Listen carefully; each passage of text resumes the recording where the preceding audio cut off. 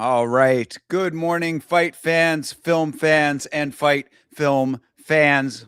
My name is Thinker St. James. This is MMA on Film. I am joined by my good friend Chase Parton, and we are very excited to be talking about today the new film, The Furious. Chase, how are you?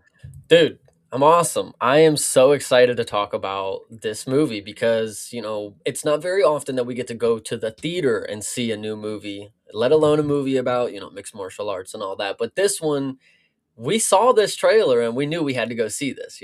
So this was great. Absolutely. Yes. So, for you all out there watching, we're going to try to do a little bit of a spoiler free review to start off with. We will let you know when spoilers are going to start. That being said, I mean, I guess this is not really much of a spoiler. Maybe I'm trying to, I want to be a little bit Spoiler careful free. about, All right, yeah. start with the spoiler. Well, just to say that there might be, I don't think this is much of a spoiler, but to say this is not a mixed martial arts film in the sense of what we normally review on the channel, right? I mean, we normally go into mixed martial arts specific films, like films like Warrior that are actually about mixed martial arts, or films that have mixed martial artists in them.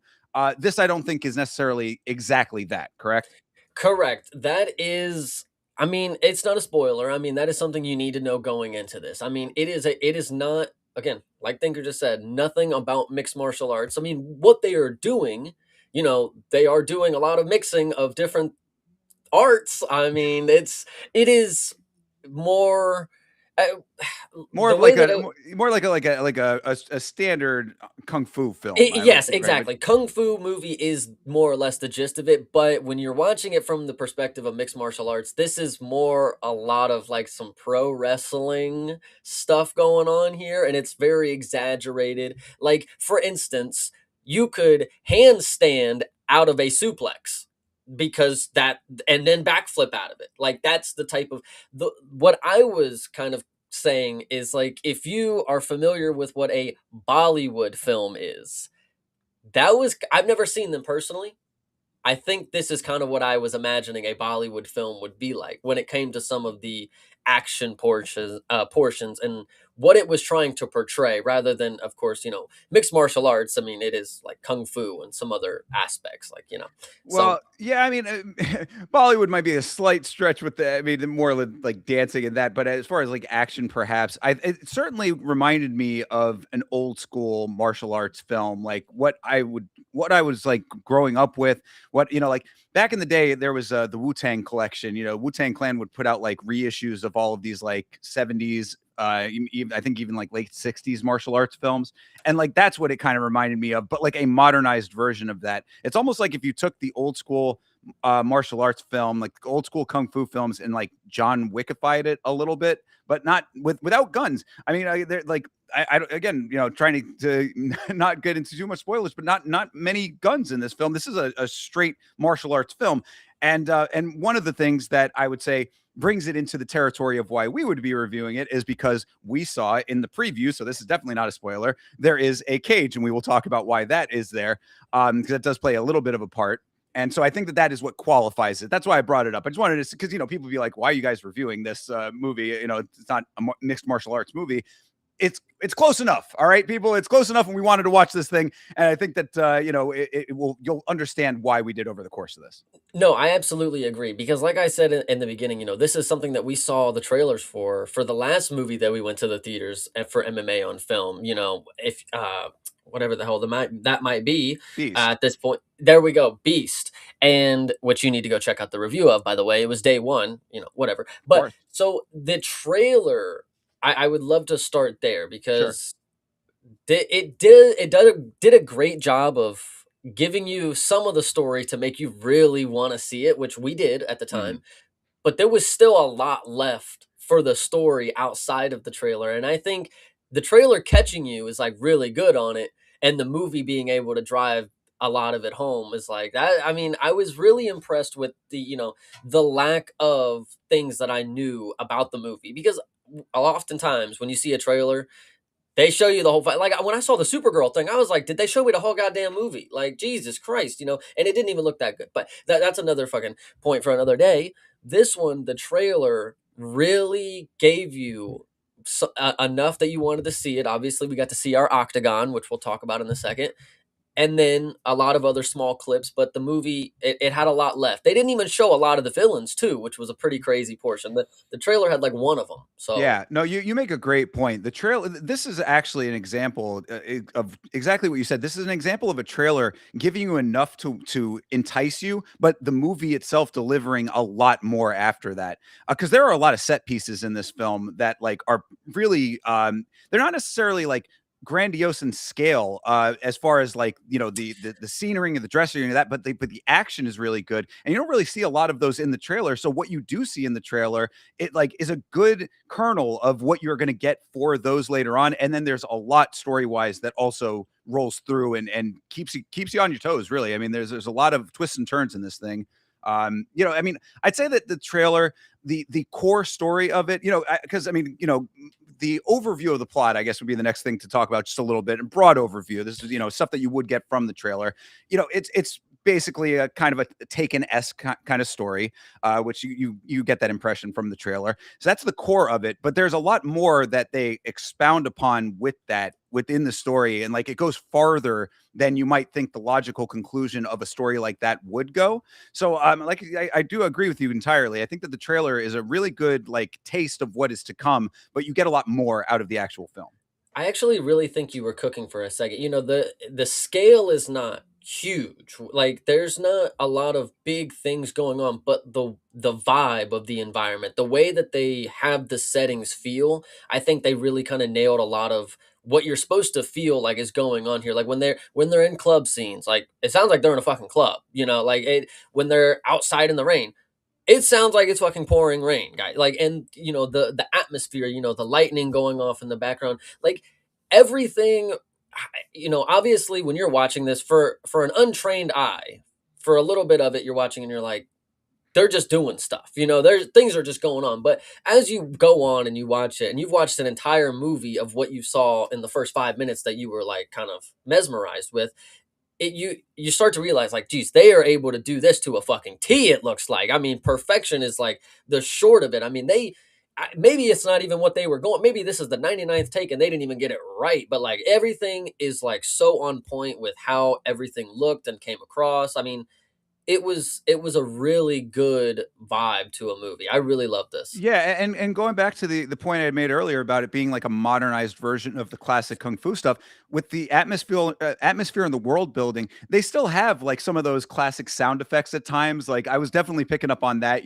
Somebody would like throw a bottle and it would go shing, that kind of thing. Like you'd hear some of that stuff that's like, it's stylized to that style of film, but it really works in a modern setting. I like, maybe, and I was actually thinking this while I was watching the movie. I was like, maybe I just haven't been as keyed into that type of movie, and there are films of this caliber and type that are happening in the modern era that I'm just not aware of. But like if that is the case, then I think that I've been missing out, because like if this is the level that they have taken that genre to, then this is a really great progression. You know what it reminds me of as well, along that same line of thought, is where they have gone with like Godzilla.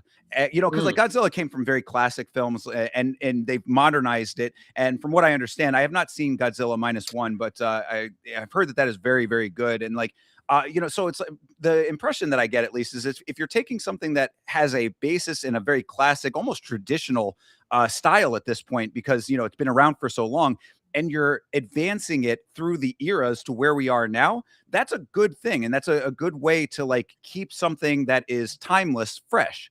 And if that's what they're doing with these martial arts films, especially this one, I think it was very effectively done here.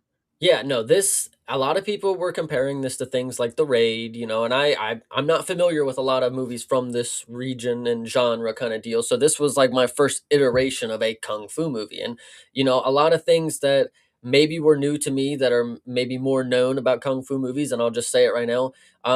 There are superhuman feats that go on throughout this movie, but they start it at the very beginning and then they never let up on it. So by the end of the movie, you're kind of it's not necessarily a numb feeling, but that's just how the movie is. So you have normal people who are superhuman like, and then you also have parents in this movie. So parents is a very big thing. That's the toughest of the tough when it comes to this. And I kind of respect the vibe. I kind of like this, and I think it does have a good story element to it because not to give away too much, like there's a mystique to the character. It's like, who is he? And it's like, well, he's just a parent, he's just a guy, kind of like that Taken element. It's like he's just a dad who wanted to get his daughter, Right. like that's, and I kind of it's a smaller thing to a bigger story, and it really doesn't even matter that much, but like parents are the actual superhumans in this story. Well, yeah, I would extend that a little bit even farther and to say that like relationships are very important to this film. It just in general, and again, when you have a film like this where the core of it is going to be the action and in this case the martial arts and stuff, those surrounding elements like that bolster an actual underlying story really are important to like engaging you in more than just okay, I'm watching a whole lot of action being thrown at me, right? Because if there is any like minor criticism that I do have, just to start off again without going into too much detail, I did think that by the time we got towards the end, they might have gone just slightly too far with the amount of prolonged action that we had gotten, and I'll get to how I mean that, as we get into the spoiler portion of everything. But when you have the underlying elements of like the relationships and which makes it a human story. I mean, that's how you connect on a human level because like you said, with the cartoonishness and the over the topness of the action and the superhuman elements, it is almost like watching a live action cartoon at times. And like, but you need that the emotional core to still bring it back down to earth. That I think they did pretty well in this film. I actually think that at the end there, I remember I wanted to say this when I was watching. It's like if you I've never again, there's a lot of films that I've never seen, but what I get the vibe of like if you've ever heard of like a Machete or like the Mike Tyson movies that he's been in, like the Steven Seagal, like the stuff that they would jokingly do in there because like they think it's cool kind of deal. It's like this movie made those cool. Like they did a lot of goofy kind of cartoonish things, the stuff that they would make a goofy sound effect when they hit them, but like it actually worked, and like they did it, genuinely. Like they really wanted to make that look cool, and like they did. A lot of this stuff, if you did it in any other setting, it would just be like a one-off thing that you would just forget. But they kind of they do a lot of service to the fans who are paying attention. There's a lot of stuff that if you keep your eye on, they keep it around kind of deal. So I think this is really good, and then the performances, of course. I Yeah, think that's not that's that another was thing. sure. Yeah, that get into the characters a little bit here and the performances. So again, without going too far, you have it's small in that regard as well. I mean, it's not a huge cast. I mean, there are a lot of side players and stuff like that. But really, you've got your main character that you see in the trailer. You have another somewhat main character that will become very important to the story over the course of it. You have the daughter who is also in the trailer that is kind of the crux of all of what the events that happen are, and then the world that they have to go into because of the events. I mean, so like I would say that based on what the setup of everything is, and one very specific key detail that we cannot say because it is a spoiler right now, but the main character has is very expressive with kind of almost like limitations placed on him intentionally. And I think that it worked really well for this character because it kind of strips away a lot of like the surrounding questions that you might have and just lets you kind of go with him on the journey without bogging it down in a whole lot of unnecessary side filler stuff. Like he's very streamlined character, I guess is how I would put it. The main No, character. I definitely agree with what you're saying there, and, yeah, he's definitely really, really good, really expressive, and the thing that I would say, and I don't know if it's spoiler, and I don't know if you wanna talk about it now, but when I went to go see the movie, they had made me aware that I would be seeing this in a dub. And that is the next thing that I think is crucial to the point that you're talking about with this character is once you learn quickly, I was like, perfect. If this is gonna be a dub, I mean, this is the easiest path of a character to follow, you know? So but then you quickly realize that it is not a dub. That did you get this? Okay, yeah, this is actually I'm really glad that you brought this up. Yes, so okay, I'm going to assume that we saw the same version of it. I think that there's only one that made it over to the states, and there might only be one period. But Yes. so this is important to note because I don't think it takes you out of it, but it is a little bit jarring at the very beginning. This is you talk about a sub or a dub. This is both. I mean, like Yes. this, like it has subtitles at portions, it has dubbing at portions, and then English dialogue intentionally at times. So it's like it's a little bit of a hodgepodge of all of those things. It felt like, I mean, it didn't take me out of it so much to be like, man, I can't follow, or I'm not like this is like breaking the immersion or anything like that. But like there are times when the dubbing is very noticeable. There are other times where it is, not noticeable at all because the English dialogue is matching with the lips very like perfectly.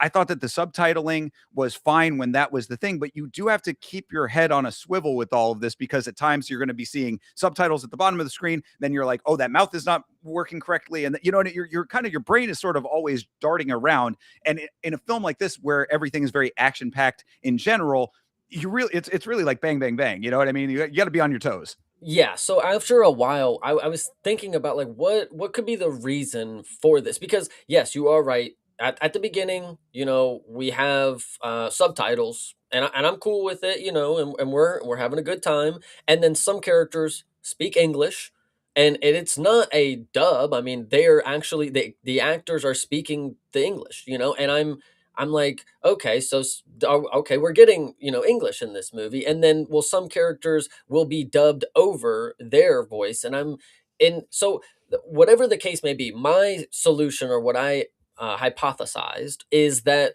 when the movie starts, you find out that it is again not a spoiler. This is somewhere in South Asia. That's just where it's at. I would like to believe that because there's a lot of different stereotypes for characters, and then there's a lot of different ethnicities and regional characters in this, so maybe English is interchangeable and they use a lot of different other languages and mix it in. So because there's one specific character, and we may talk about him later. I mean, he's not really necessarily important, but his lines are all dubbed over, but everybody else around him was speaking English, and I'm like, was he not able to, or did they, whatever the case may be, was there a different idea by the time it got to the cutting room floor? Like, oh, well, let's not sub him over, or let's not do the subtitles because it doesn't necessarily translate to that, like whatever the case may be. I don't know. Yeah, all of those elements of it. I think that pretty much what you're saying kind of tracks with it being, just someplace, somewhere kind of thing. Yes. And I mean, I think that it really does follow in the tradition of kung fu films. Like, I think a lot of it comes from budgetary limitations. You have a set number of takes you can do, so things are just going to match up if they match up. If not, we'll fix it in post. It reminds me of Bloodsport when Yeah. everything is dubbed over or whatever. But like in with this again, that's just a tradition of the genre. So the modernized version of it doing it does not bother me. You know what I Yeah. mean? Like, just go with it. No, it actually wasn't even a problem. I was pretty happy meeting halfway in the middle, to be fair. Like I was, because I was when I realized it was going to be a dub, I was like, damn, I really kind of wanted to watch it in Yeah, their when language. I saw you post that, we had posted about it in the Discord, and I specifically like didn't want to say anything about that because I knew that I assumed at least that this was going to be the same version Yeah. of the film. So I was like, let him just experience it without any kind of anything going into it. Yeah, so it was definitely good. I really appreciated that it was kind of again, once you get into the flow of the movie, you stop noticing a lot of things, and then you're able to really have a good time. And Right. and then and the next point that I want to make is, and then this is again to the spoiler free territory. This supposedly there was tweets going around, and obviously this happens with fucking movies. 100% on Rotten Tomatoes before it dropped or whatever by the critics or something. I hate to break it to you guys, 100% of people are not gonna like this, but the 70%, 80% that will, you probably are gonna love it because this movie's pretty fucking sick. So Yeah, yeah, you know, I always take the Rotten Tomatoes and any of those kinds of things with a grain of salt. That being said, I think that you nailed it. I think that if you allow yourself to have the ride with this film, it is certainly a worthwhile ride to be on.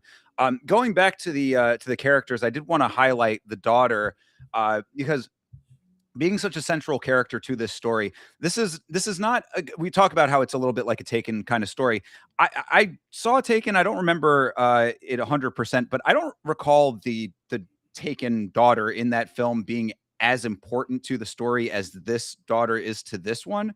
I mean, as far as like the amount of involvement to like the on-screen time, mhm. dialogue, and all that kind of stuff, I thought that the daughter was actually a really a good actor and a good addition to this overall world, like because she has agency in this film. Like, you know, she is a driving force at parts of the story. Like, she's not just a helpless I mean, you know, she is helpless to an extent, she's a young child, but like in the capacity that she has within this story, she does have her own decision making, and you know, and choices that are important to how everything plays out. She tries to take control when she can, and that type of role demands an actor that can portray that effectively. And as a child actor, I thought that this young lady did very well.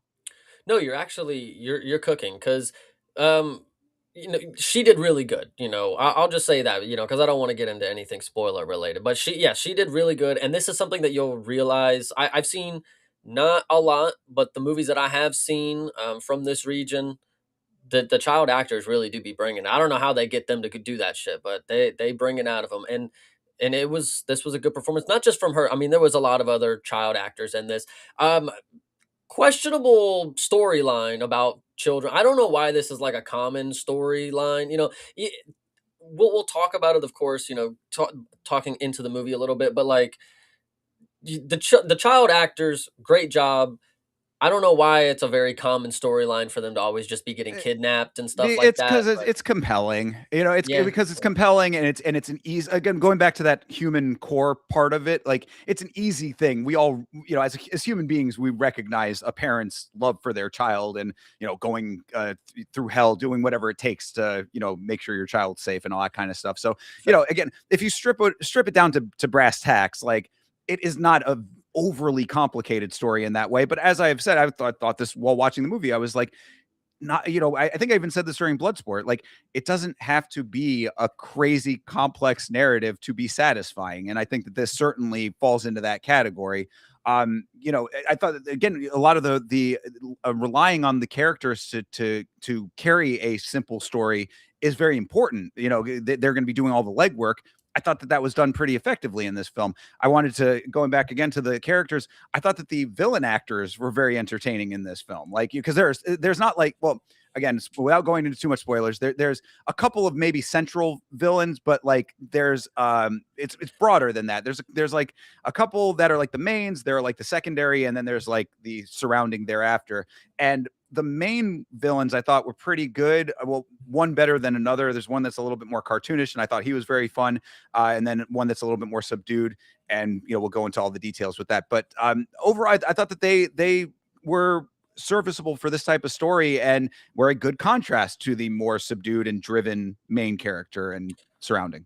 No, I actually agree. I was gonna bring that up as well. This is your typical, like your Sinister Six type of deal. Like you said, John Wick earlier, like the John Wickified. But, you know, that's just the John Wick storyline right there. You have the assassins chasing the assassin, and then there's the big boss who hired the assassin, but he's not the boss because the other boss is now the boss. You know, like it's not that crazy of a concept, but they do it just as good as what you've seen before. So like I think knowing that if you've liked John Wick and you kind of and even if you still love that type of style, or if you've been burnt out and want something a little fresher than what you've seen but you kind of want something similar, I think both sides of that spectrum you can find great things in this film. Like this is a really It's a really fun movie, guys. Like it's again, it's cartoonish, but it is so serious. And then by the time that you realize that what you've seen is so cartoonish, like you're in the movie. Like this is just how the movie is.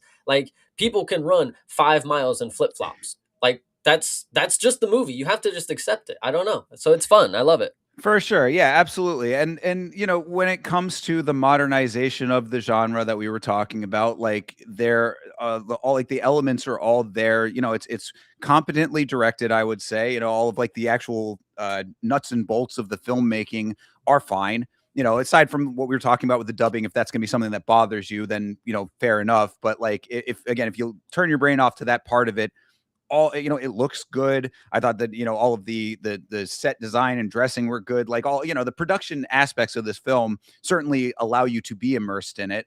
And then you know, on top of that, the story like progresses in a way that it feels satisfying, like throughout the course of it.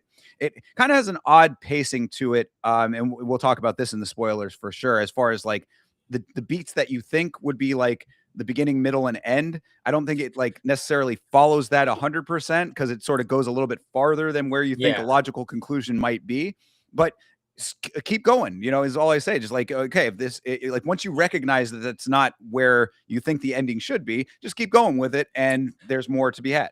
I actually and I think this is spoiler free, and I think this is good because I actually I agree with what you're saying, but I really liked that aspect of it because by the time we get to the where it's like, oh, okay, he did it, it's over, and then you look at your phone and you're like, well, we got like an hour left. It's like we got some unfinished business. Okay, cool. We got more to go. Like I was really hyped when I realized like, damn, that kind of came quick. But wait a minute, we got unfinished stuff to go through. So And when we get into spoilers, I'll explain all of this. But that the I also agreed because like I was like, man, if they're wrapping this up right now, this is a nice little compact film. But then I was like, okay, we got a lot more, obviously.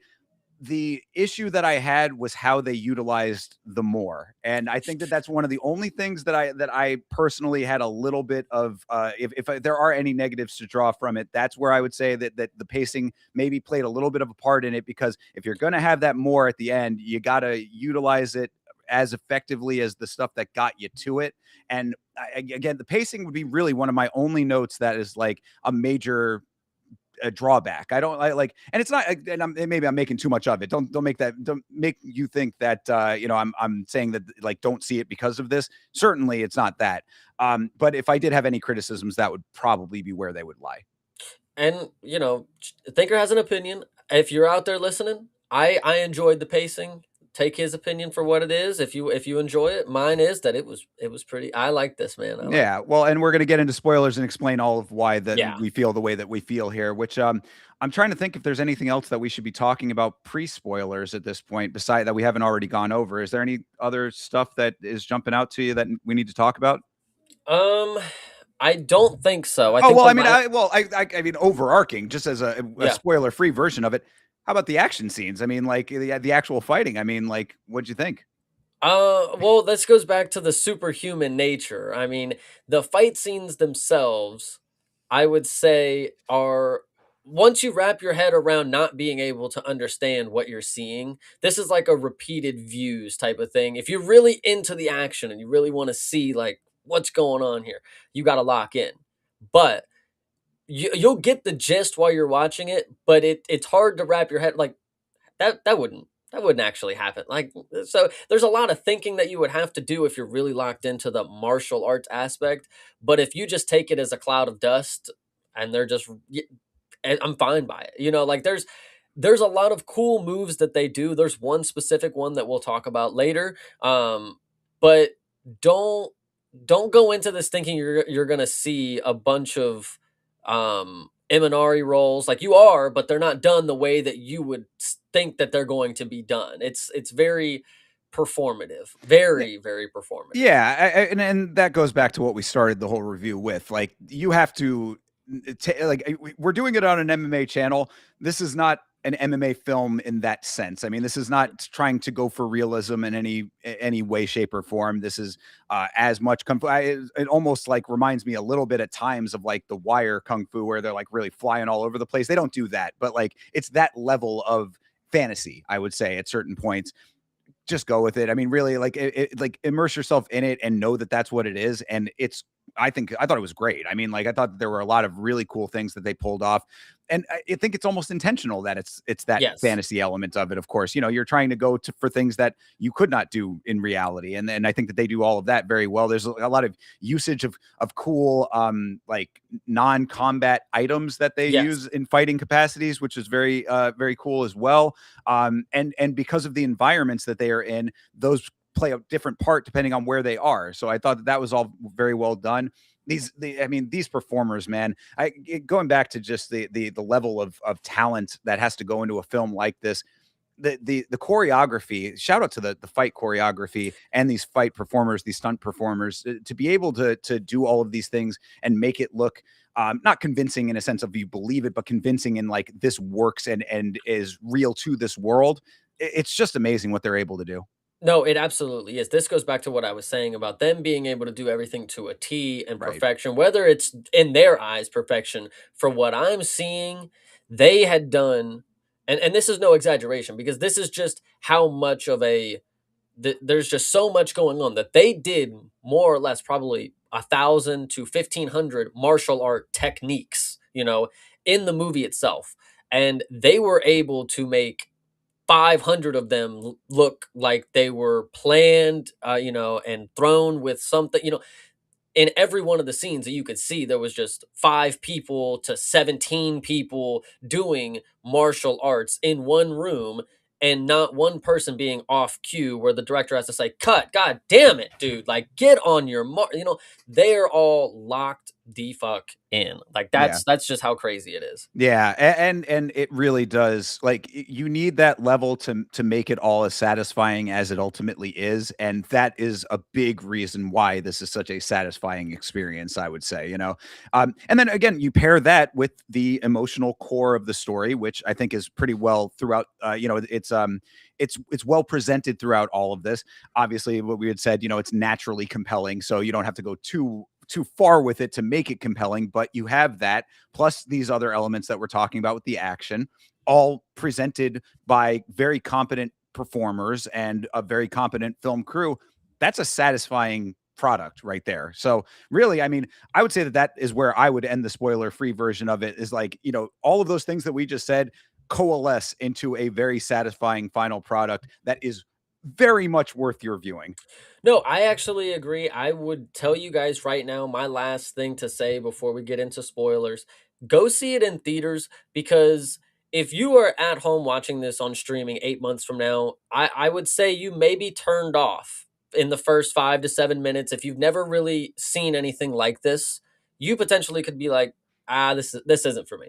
But if you go to the theater and you pay your ticket admission and you go in here and you don't walk out because you paid fucking money for it, you will have a good time by the time this is over. This is a really good film. I really think it is a fun experience. There's, when it comes to the dubbing aspect, if you guys are a little turned off thinking like, there's a lot going, I was worried that I was going to be, mad watching people's mouths move that didn't fucking add up.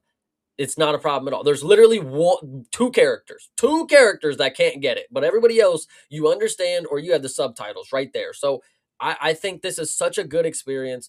Go enjoy it in the theater because the sound design is pretty fucking cool. There is some sick moments we're going to talk about, of course, where the sound design really just like hones in, and they hammer home a really cool scene just by the crescendo, everything coming together. It's awesome. I love this movie. Yeah, and I think that based on how you're describing that, Chase, if there might be a slight generational aspect to it, because having grown up on classic martial arts films, like, I think that those elements that you described would not have like turned me off immediately. But I say see it in theaters for that reason, for sure. Because you will get immersed in it, and also see it in theaters just to show Hollywood and the film industry that you want films like this, just something different than your Marvel movies and all that kind of stuff as well. Like, send a message with your viewership, because like you said, I think the film is getting pretty decent reviews. It's apparently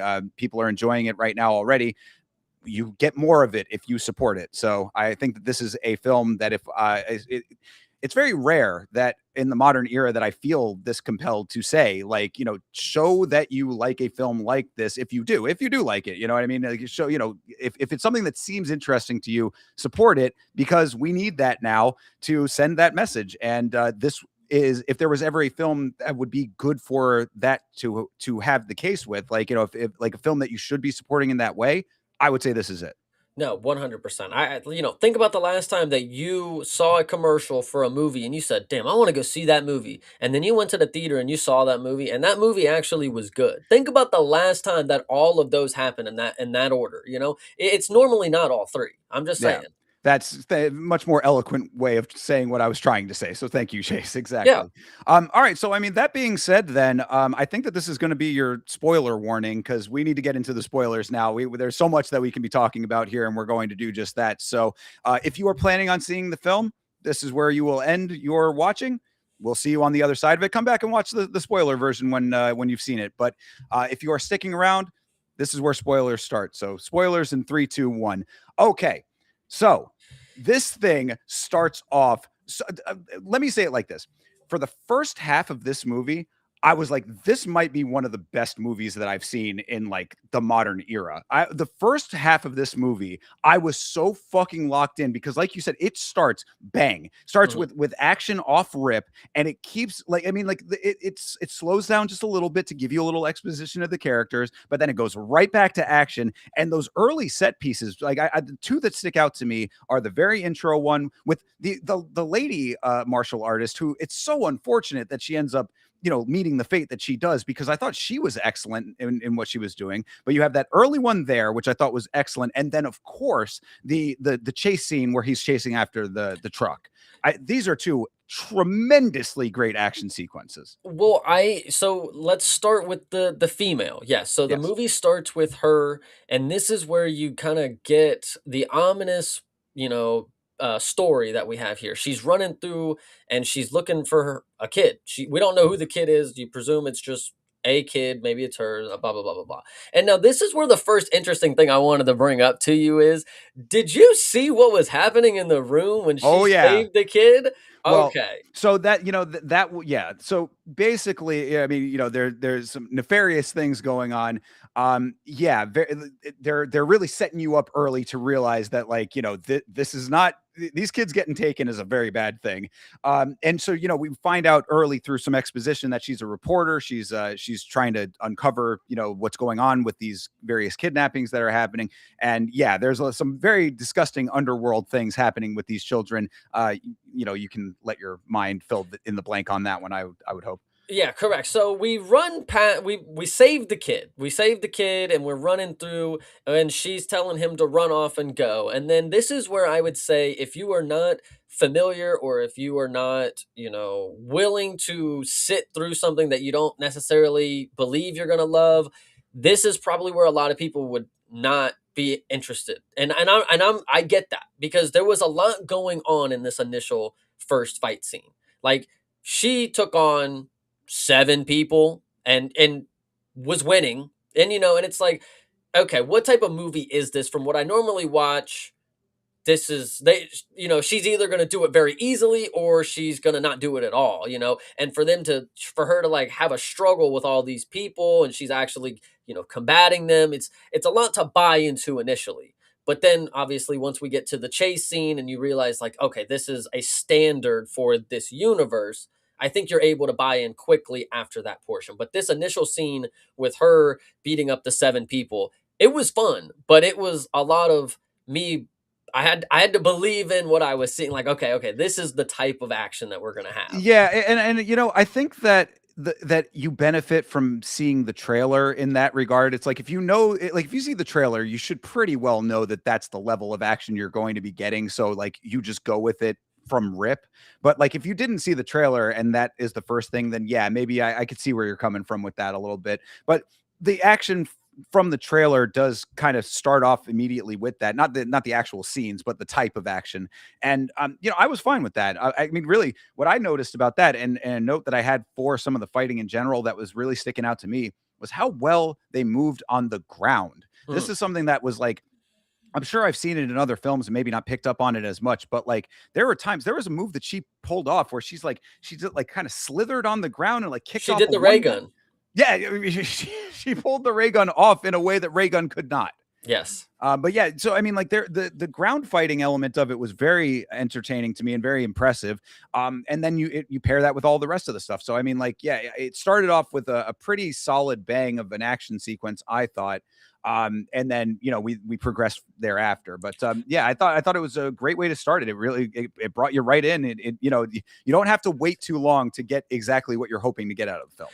And obviously, so she beats these guys and she's running down a corridor, and then we see the kid that she had escaped, and he meets a fate of a bow and arrow, which you will find later in the film to be a more prevalent thing. But as of right now, just know that there's a guy with a bow and freaking arrow out there, and he just shoots kids in the face like that. So they're setting it up that it's a brutal life out here for a 12-year-old. Oh You're yeah, either going to get whatevered, or you're gonna get shot in the face with an arrow. And then if you ask right. questions about it, if you are anybody to ask questions about it, even a reporter, you get a fucking arrow to the face too, is what it looks like. Well, yeah, I mean that's definitely an important note. I mean, I couldn't really talk about it in the spoiler free, but it might have been like good to mention in somewhere in there. Just like this film definitely goes pretty far with some of the Yeah. stuff that happens in it. I mean, like you don't expect a completely pleasant experience with all of this. But with that being said though, it's relatively like it's not gore porn kind of deal. Like it's kind of tame in that regard. Like there's not like just open gashes, like Well, you're not seeing the craziest stuff. yeah, and that's what elevates the times when like the really crazy things happen because there's like two that are like that way. I'd say that the kid in the beginning and then the wife at the end, are like the two scenes where like because when I saw the film in a theater that was actually really well attended, there were a lot of Mm. people in the theater for me, and when the wife gets it at the end, there was like an audible gasp, like the entire theater was like, oh my gosh, it was like, yeah, I mean, you can understand it, but that's why is because you have the standard kung fu. There's a little bit of blood, but nothing like over the top. Yeah, it's not like buckets of blood or anything like that. So when you do have something that's heightened like that, it is an emotional element. No, and I'm gonna be honest, and I said it's a little tame for what it is, but and you're talking about the story, it's a little dark, but it does it right, man. I tell you, by the time, like we were talking about the roller coaster that it was on, by the time it got to the point where you realize there's more to come, it's like, oh yeah, I'm ready for him to go get those motherfuckers. Like, god Oh, damn for it, sure. oh yeah. Yeah, So it was absolutely. cool. Yeah, so moving forward from that, we get introduced to our main character, and this is couldn't say it during the spoilers, but say it here. Our main character in this film is a mute. He does not speak, which is a big part of the of how this all plays out because you need the expressiveness. If you're not going to have dialogue from the main character, your dialogue is coming from secondary characters and through nonverbal. I mean, your expressiveness is its own version of a dialogue for this character, and I thought that he was really great with that. I mean, facial expressions on point, the action that he portrayed to make us still feel connected to him was really good. But you do have to be aware of that you're not getting any dialogue from our protagonists. And well, specifically to that point, and they said this a lot, and this is the only person, well, there are two people that have been regionalized, I guess, or regionally categorized. He is the Chinese mute, by the way. True. They are from China. So him and his daughter, they are from China. She wants to go back, and she wants him to come with her. And he can only just look at her and kind of give her the look, like, what do you want me? I got to work, kind of deal. And this is actually a good question. So he uses sign language to communicate for most of it, and or he Yeah. claps or snaps. That way, Right. it was kind of funny after a while. It's like, oh, it's kind of cute. But is he using American Sign Language, ASL? Like, do we I know have what no this? idea. Yeah, no, Okay, I don't know if it was if it was actual legitimate sign language or if it was, just them code, yeah, their code kind exactly. of deal. Yeah, Mm. you know, I really don't know the answer to that, but you know, it's very, it's minimal. It's really only times where he needs like actual like plot moving elements where they go with with the sign language for place of dialogue. And you know, I think that that worked fine. I don't think that there was anything that really like took you out of it with that. So There's also times where he does write in English, but then he also writes in Chinese, Mandarin, whatever, so yeah, he's very multifaceted. He knows what's going on, sure. there's multiple ways for him to communicate, and he does a lot of them. He just does not speak, which doesn't like I said at the beginning with the sub and dub, once you find out that your main character doesn't speak, it's like, "Oh, okay, shit, I don't really I'm supposed to follow him blindly kinda deal. I'm supposed to just follow the story as it is, and if it's a good story, I should be able to follow without having much told to me or him telling much onto it." So I thought they did a great job, me being able to follow the character and not necessarily have to rely on a language barrier or anything like that. Yeah, no, absolutely. And also it allows for the surrounding characters to elevate the story themselves. You know, that's again why I brought up the daughter at the beginning. I thought her expressiveness early on was very important. You know, the scene. So, you know, as we progress here, you know, the father's like a handyman and he's got the daughter. She's on, I guess, on vacation or spring break or something in this place that he lives, wants him to come back to China, doesn't know why he can't, you know, whatever. And so like she's going to be going home, but they end up having an argument at one point, and she gets mad at him because she you know for various reasons, whatever, you know, she's angry at her father. She kind of runs off or whatever, and like that element of things like is the catalyst for the entire story. So if you could have done it with dialogue for him for sure, but without him speaking, it really just allowed her to carry all of that. You know what I mean? Like she's the full driving force behind everything that's going to come in the story later on. And I thought that that worked fine because it really gave her the front and center aspect of it and made it also kind of a focal point as to why beyond just being the daughter that she is so important to the story. I think this portion right before we get to this initial chase that you see in the trailer, of course, we'll talk about this portion, but it is actually a really good scene set up, I think, because for they have to establish how to get the daughter away from the dad. So they're getting haircuts or whatever, and the dad wants to get the daughter's haircut shorter, because she's good at kung fu with short hair, and she's like, I don't fucking like kung fu, dad. I only do it when we do it together, kind of deal. And he's like, "Well, I want you to be able to protect yourself, blah, blah, blah, blah, blah." So she gets upset and she runs off. And I thought this was a good idea that, he could go after her, but, the women in the, you're like, no, no, no, no, no. Like, we'll go calm her down, you step, blah, blah, blah, blah, blah.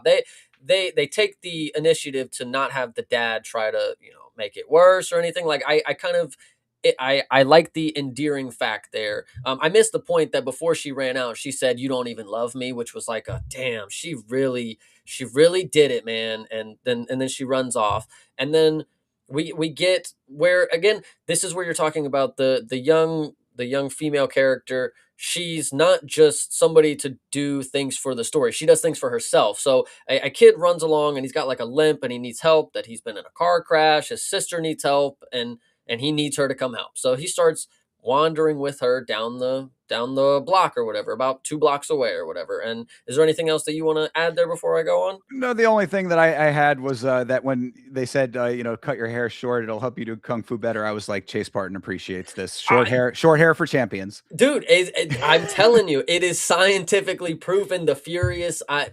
All I'm saying, I love the movie. The movie might love me back. But Sure, yes, but no, yeah. So yeah, this kid is basically is luring her into a trap. She does not realize this at the time, of course, but the kid is working on behalf of who we find out is his father's part of this criminal enterprise, and lures her down into an alley. And this is where the initial taken element of things happens. She gets a bag put over her head, and she's tossed into the back of a truck like bag of garbage. Really, I mean, yeah, no, absolutely. And that's again, that is where this is maybe the first cartoony aspect of it is because it's not cartoony to get abducted, of course. It's not a joke at all.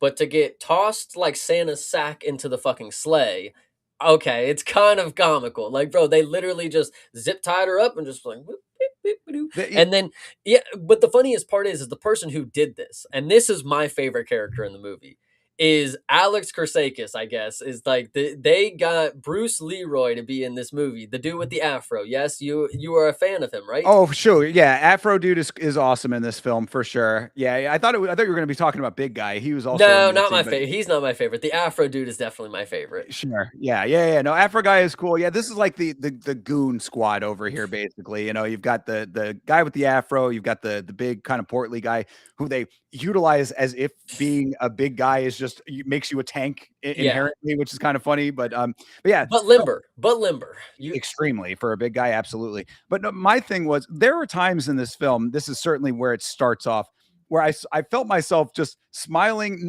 Obviously, like you said, these are serious things, of course. Like the actual, like if you took these in like a real world setting, these are very serious things. But the way that they portray it, it was like it's one of those things that you're like, oh my fucking god! It's like it's you're watching it and it's like it's fun the way that they're doing it. There's a time during the chase where he's holding the girl yes. over. I mean, like it was like, dude, he like tosses her up with their legs. She like goes like ragdolling for a second there. I mean, these are just like funny things to see in the circumstances. Like, you know, again, you're not thinking about them in terms of like real world elements. Again, cartoonish, but that's why you can allow your mind to disconnect the two. You know? And this is where I think the trailer does its first great thing, because when you're watching the movie, you're like, oh, okay, or when you're watching the trailer, excuse me, you're like, oh, she's kidnapped. He chases down the truck. He's obviously not fast enough. When you watch the movie, oh, he's fast enough. He catches that truck about 4 times. He catches up to the full speed truck in flip flops. He's a beast, brother. Dude, this that the truck that's what I was saying. Like the first half of this movie, I was so locked in. Yeah. That sequence is one of the best that I have seen on film in like a decade, I have to say. I was so locked into that sequence. It was awesome. It was just fucking awesome. I mean, like, you know, there was the one time where the big guy comes out with like I guess a steel rod or something that has like a big And concrete. smashes it. Yeah, and it was like where the hell did that come from? That's just like, you know, new, like it just was like you're getting all this different information, and it really like because this is I think that's the first time that we see the main character, the father, really engage in like Mhm. fighting. So it's like you don't know that about that character specifically. Up until that point, we'd only seen the reporter doing any real fighting. So like this is his time to show like that he's actually like a badass himself. And then to have all of what happens with that being the things that show that, I thought it was great. No, absolutely. And so, you know, the chase scene is a lot longer than the trailer would lead you to would allude to, and it is great, phenomenal. And so it ends up, you know, after again, there would be more to break down with the fighting itself. Like I could tell you that he slay that he grabs the Afro disco guy and throws him up against the cage, and it breaks and it falls off to the side. But there's just so much that's going on. Like it is very hard to not keep up with in the moment, because you are keeping up with it. Like it is, there's a lot going on. They use the weapons and a lot of, and when I say weapons, I mean just steel bars and fucking sledgehammer, you know, things that are tools that are used as weapons. And they are using them in very unique and ways that you have never seen them maneuvered, because you don't see people swing a fucking sledgehammer like they're going to swing at somebody. And obviously they're doing it in performative ways, but it's still, in your mind, you'd be like, yeah, you could probably get momentum like that if you actually really tried, kind of deal. But there was just a lot going on to break down the actual moves and fights themselves. But Yeah, just there's too know they much. were Yeah. fucking awesome. They were pretty Right. cool. Yeah, absolutely. Yeah, there's way too much to like to be trying to break it down piece by piece. But one thing that I wanted to keep from the spoiler free part that I will say here, there's only one gun in this movie, by the way. I mean, there's one gun total. I mean, I was like really keyed into this aspect of it. Yeah, I mean, think about it. You're not going to be able to find another one. There is At the one. end, N- Uh, no, when at the end was there a gun? Oh, well, I mean, okay, with the cops. Yeah, okay, fair yeah, I enough. mean, Fair enough. yeah, I was All sitting here right, thinking like, come on, there was a with the whole unit of cops. I there's only mean, one gun really utilized aside from the cops, I guess I okay, should say. gotcha. But yeah, Okay, like okay, yes, I was okay. Okay, so. I'm Yeah, with you. maybe Yes, the guy. Yeah, I I maybe will agree with you. fair. There are no firearms are not utilized in the Exactly. way that, like, if I had a gun, all of this movie would be over. You know, like Right. this Yeah, movie relies on not having firearms for sure. bang, there you go. There's the point. Exactly. Really, there's only one gun in like the early lead up that is actually plays a part in anything. So it's like you said, real world items. You know, getting hit with. There's so many real world items. I mean, we'll talk when we get to the end. They fight with bicycles in this film. People, literal bicycles being used as weapons. This is a crazy thing.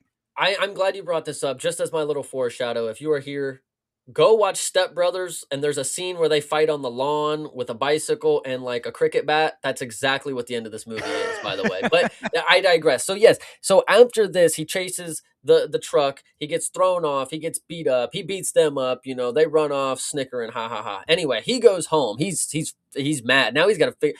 He actually sorry. He goes to the police station first. He goes to the police station and he writes down the notes, a guy with afro, bald fat guy, blue truck, and they're like, "This is not a report, brother. Like, we have procedures. You know, go write that paper over there." And he's like, and then he walks by the missing kids posters, and he's like, and this is where, because like they're obviously not going to do anything. I think the police chief even walked out, and he's like, "No can do, brother. We're not going to look into it." And Right. so when he walks out and he looks at the missing kids poster, you as the audience member, you're like, "Oh, he's gonna fucking get him. Oh, he's gonna get Well, him." yeah, and I mean, again, for a simple story like this, very obvious, like obviously telegraphing that A, the cops are not going to help, and B, like if you can take two steps further, you kind of infer that the cops might be a little bit in on it. I mean, like I already got that impression. They make it a little bit obvious when at the end of the scene they pan up to the big "to serve and protect" sign. I was like, Yes. okay, yeah, obviously they are not serving nor protecting in this film, but to be expected. But just so I'll give you the foreshadow, there is a lady cop character who, again, when it goes back to the sub and dub thing, she speaks English. She is one of the main cops, of course. She is a sergeant or something. She becomes a little important later on. Maybe there's a little more to talk about with her, but just know that there's an English speaking cop. Her partner is the guy who's the one of two people who do not speak English 100%. Sometimes they do, sometimes it's subtitles, sometimes it's just a complete dub over, and that's just the cops right there. And then the chief, who's clearly corrupt. You find you know that off rip, like he's not doing shit with his fucking job. But so yes, so he walks out. Our main character, that is the Chinese mute, is how they call him. I actually, it's kind of aura, I don't know, that's just me. But so he goes home and he's fixing an ice bath. He's tending his wounds. You see that he's all fucked up, and then you get narration over from the lady cop, and she's like, I can't find anything about him. He's got no name. He's never done anything. And this is where I was making the point. It's like, this is supposed to be the mystique to parents. It's like, they don't have to be anybody. It's like, just the endearing love for their kid is like what will drive them to do something like Yeah, this, and he also kind of reconfirms that towards the end of the film where they're like, who are you really? And he's like, Yes. I'm just a dad, man. I'm just a parent. Yeah. So yeah, so that all tracks, and then so he kind of is like remembering some details about this thing, and then he remembers some symbols, I think, and then matches them up Yes. to where we end up going, and this is where we have our very loose connection to combat sports that that make it so that we could be reviewing this on this channel.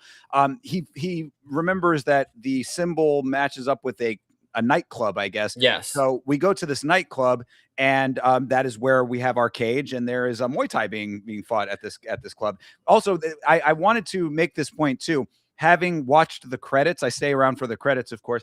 They did not set it up to be Thailand, but if like you watch the credits, you will realize that this is a Thai production, basically, is from Mm, what I gathered. So he might be Chinese, and like they didn't specifically make it Thailand, but if you put Thailand in the place of this location that he is at, it kind of informs a lot of the things here. gotcha. No, this is actually one of the sicker parts of the movie. I really like this one. So yes, so he's thinking back with his feet in the ice. He got a bag of trash thrown. That was a really funny part of the fight in the blue truck that we talked about, and I'm glad that we get to bring it up later because he remembers they threw trash on him. Like they picked up a bag and threw trash on him, and then he remembers seeing like an ATM receipt or something from this nightclub, and so he remembers the logo. And he's at the nightclub. That's just how quick the shit comes. He is at the front door, and you're supposed to believe like, yeah, no time wasted. I mean, he figured out. Actually, he gets his clothes on. He puts on his steel toe boots that his daughter got for him. I really like that True. aspect of it too. She brought up earlier, like when he was working, because he's a handyman. He was working in flip flops. I told you he was running after the blue truck in the flip flops. She's like, "Why aren't you wearing the steel toe boots I got you?" And he just kind of smiles it off, like, all right, come on. So he wears the daughter's steel toe boots, which is a pretty sick feature when we talk about here in a little bit. He goes to the nightclub. And this is this where we meet our second character? Yes, it will be. But I wanted to say about like what you just said about like drawing the line from the trash to the nightclub. Yes. If you bog yourself down in the idea of like well, how did he like really make that connection? It's just some random trash. It's you don't do that. Like in fact, if like you should allow yourself to not go down that line of thinking, because if you did do this whole big like investigation thing, I have to really like dig deep to find. It's like it's a bunch of fluff that doesn't move the story along in this type of a story. So I was perfectly happy with he saw this, he lined it up, and now he's at the nightclub. Cut out the middleman. Well, and if you remember, he showed the card to the cop. No time. There's no time that I Right. have to do. So you have to assume that everything that he's done is as quick as possible. He found the nightclub in 13 seconds when he thought of the image. He was like, "Oh, I've fucking been there. I know plenty of fucking fighters. Whatever you want to. You could connect the dots in your own way. Right. Know that he got there as quick as possible.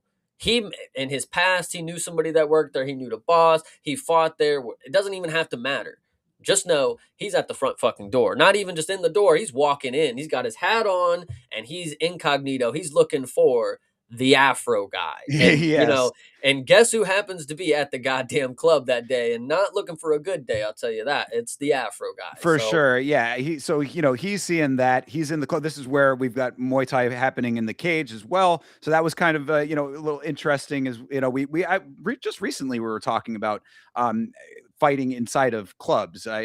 Forget what the context was. We were talking Peyton about this in the Talbot. Discord. Yeah. Oh, right. Yes, because Peyton Talbot was DJing at one of those. Yeah, this is not uncommon. So kind of a cool like thing in general. Like when I eventually go over to Thailand, I would like to see if that's kind of the real deal. Just you're in a regular nightclub like we would have in the States, but there's just Muay Thai happening amongst all of the drinking and regular nightclub stuff. But so cool atmosphere in this place. Lighting really cool in this place. Definitely, cool club scene. And then yes, this is also where we meet our essentially what becomes like the second protagonist. They become like a Yeah. duo basically. But this other guy is going there under the guise of wanting to be a purchaser of children. Basically, is what what he's. We will eventually find out he is like trying to infiltrate, but he's going there to try to make a deal with the baddies. And so we get the scene where our secondary protagonist guy is meeting with who we think at the time, I guess, is one of the bigger bad guys. And they're having like a discussion about it. And this bad guy that he is meeting with is one of my favorite characters in this film. I think his name is Mr. Song. Yes. Yeah, he is fucking hilarious. Cartoon characters throughout this film. This guy is really fun. Like he's one of The those like hick. yeah, he's got a cowboy hat on, he laughs a lot, he's one of those guys that like, laughs very menacingly and all that. So I thought his character was really cool. So they're trying to work out a deal for literally for children. I liked also another detail about that with when it comes to our secondary protagonist. You can tell that like he's obviously he needs to play a bad guy in this moment, but he doesn't go so far down the bad guy rabbit hole, because if you heard, his purpose for wanting to buy these children is to make them work on a fishing vessel. Nice. I Yeah. love it. So it's like again, I thought that was cool to the character, because it's like, yeah, he knows he has to play a bad guy, but like he didn't want to make it for the same stuff that first kid got. No, absolutely. Yeah, no, this guy, the second protagonist, if I were to say they knew Josh Van was the champ, because they cast somebody that I watched the movie and I said, damn, Josh Van is the secondary character in this movie right here. I love it. God damn. Because no, this dude was awesome. You're right. So he's breaking bread, he's telling him like, yo, I want 30 kids. And I want them up front, and then I'll bring you money back. And the boss man's like, yeah, you think you're gonna come in here and demand everything? Yeah, you got another thing coming. So he plays the card like, yeah, well, my boss sent me, so if I don't show up, then he's gonna come. So he plays the hand. The country Asian guy, whatever's going on with this character, the cowboy hat wearing guy, he laughs it off. They have a good time. You we found out earlier, and this is actually not where we we get introduced to our second character, but we had known of his existence earlier because we found out he has been spying on the bad guys up until this point. So this was the second iteration of that. He had a handkerchief that had a camera in it, and so he was recording the cowboy hat wearing guy, and making sure he got his face, and getting all the ins and outs of this operative, of course. And so at the time when this is happening, you go back downstairs where our guy, our Chinese mute, he is walking around and he's looking for answers, and he sees the Afro guy, and he walks upstairs, and they stop him. And they're like, "Yo," and then he walks over and he flips his hat off, and he's like, "Who the fucker?" And he realizes, like, "Oh shit, it's this guy again." And then so we start fighting, and now we have a big old brawl in the nightclub. And so very quickly it goes over the railing into the octagon, which this is where this is the start of the more interesting aspects of this movie, because you have the two guys, you have the Afro guy, and then you have our mute character in the cage. The Afro man runs out, locks him in there with the Muay Thai guys, and now they are gonna fight our guy. So that was a very funny aspect. That is like, no more competition against each other. Your job is to beat up the random dude in the cage, and now you're locked in there with him. So in theory, if you're locked in the cage with the baddest man on the planet, what's gonna happen? Well, our main character wins very, very easily against these professional athletes, is what it looks like. So Yeah, well, in keeping with the character, he's wielding a hammer because he's a handyman. So, like, the hammer is the weapon th- of choice for this. What? that came out after a few. That came out. He was beating up like seven people, Oh, and yeah, then yeah, he yeah. pulled out the hammer, and he Oh, was like, for "All right, sure. 9 is enough," and then I'll just start. Yeah, yeah, yeah. I mean, he's definitely, again, kung fu film, but like this is again the evolution of this style of film, because like back in the day, in like a '70s version, it would be the big circle and they would all attack at once. Now they've realized you can't really do that anymore. I mean, it's got to like be more realistic than that, as far as like people all kind of being more of a free for all kind of thing. And so for that, yeah, you have this big brawl inside of the cage. You could say that this is about as close to mixed martial arts as you're going to get in this film, because it is like, the kung fu guy against the Muay Thai fighters for a second. A little bit of a stretch, a bit of a stretch to be saying that. But yeah, again, action sequence in the club. It's fighting inside the cage for a very little bit. Completely external to actual any sanctioned style fighting, any competition style fighting. But they're fighting in there. They go outside of the cage. They're fighting out there. They're going all over the club, fighting all over the place. Guy, the other reporter protagonist, now where we'll eventually find out that he's a reporter. Our secondary protagonist is upstairs. He's having to deal with what's going on upstairs, because now pandemonium has broken out in the club.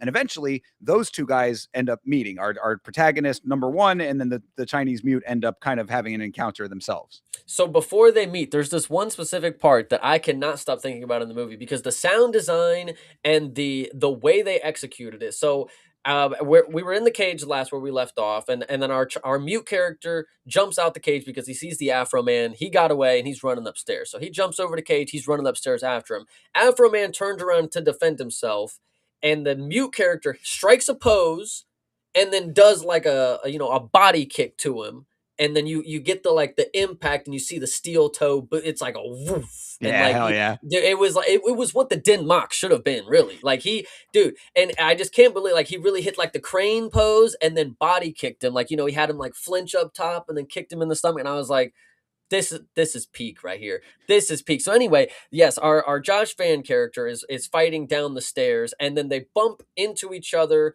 and he knocks the Afro man over the fucking railing into the cage again, and he fucking knocks himself, like, he like almost kills that dude or something. He's like gurgling up fucking spit, whatever. So yes, he runs off, and he's downloading the security footage, and this is where our mute character chases him down, and he's like, "All right, you're the guy too, so I'm gonna fuck you up because you just fucked up the guy that I was gonna fuck up to get answers."